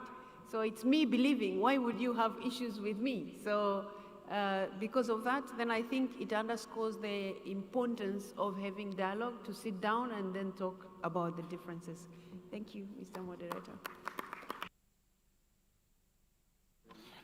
Thank you very much, and to thank people for their contributions. It's very thoughtful, and in particular to the Right Honourable Karen Bradley. And I think you're right. I think Northern Ireland is the best example across the world of how interfaith relationships and government relationships can better society in a region. And it was incredibly hard to achieve that at the time between both governments and both communities, and it's even harder to maintain it, actually. And I think that's important. The people who created peace in Ireland, the people who are maintaining it weren't there then, but they hold the same values, which are the values that are based on the Good Friday Agreement. And I think it's very fitting today to actually finish on a quotation from one of those leaders that created peace in Northern Ireland. It was a gentleman called John Hume, who was the leader of the SDLP, and about 6 months after peace was found in Northern Ireland, he received the Nobel Peace Prize, with the late David Trimble from the DUP. But when he spoke, receiving the prize, he spoke about difference and peace, and I think it's very fitting for today to say what he said. He said, "Difference is the essence of humanity. Difference is an accident of birth, and it should therefore never be the source of hatred or conflict. The answer to difference is to respect it. Therein lies a most fundamental principle of peace, respect for diversity." Thank you. Thank you. Indeed. Thank you, Doctor. Just two very brief remarks as far as interfaith dialogue is concerned. We have beautiful and positive examples of brotherhood in Iraq, even during the darkest days of brutality and violence. After the rise of ISIS in Iraq, internally displaced Sunni families who fled their cities were welcomed with open arms in Shia-dominated cities by not just the people, but the religious establishment in Najaf, led by Grand Ayatollah Sistani. And Najaf also worked closely with the Yazidi community to help return back young Yazidi girls to their families after they were taken as slaves by ISIS. And these efforts were recognized by His Holiness Pope Francis when he visited Iraq and made the detour to Najaf only to meet Ayatollah Sistani. I'm pleased to say this interfaith visit opened the doors for interfaith dialogue, with now the head of the Saudi Muslim World League and Egyptian Sheikh of Al-Azhar also invited to Najaf. And we hope to see them in Iraq soon, including, of course, yourself, Dr. Al-Abadi, and the Muhammadiyya League of Scholars here in Morocco. You're most welcome in Najaf. I'll just conclude with the famous words of Ali ibn Abi Talib, the first Shia Imam and fourth Caliph in Sunni Islam, where he says, "People are of two kinds. They are either your brothers in faith or your equals in humanity." مقولة الإمام علي بن أبي طالب عليه السلام. الناس صنفان إما أخ لك في الدين أو نظير لك في الخلق. Thank you. Wow, thank you very much indeed. What a great and edifying panel. What I've learned is that mutual understanding comes in pixels and not as massive flows. Two, we need for intra-faith dialogue to edify and build mutual recognition. We need the patience of the farmers and not just the speed of the hunters. Three, we need coordination platforms structured to be inclusive and skillful, credible follow-up and moderation. We need a great professional reporting capabilities that would allow us to harvest and harness all the wisdom around in those regards. Also, we need people who would bring the word to the international platforms keenly and would be following it sustainably and not just occasionally. Thank you very much indeed for your contributions. Thank you for enlightenments. And it was my utmost honor to be part of such a panel. Thank you very much.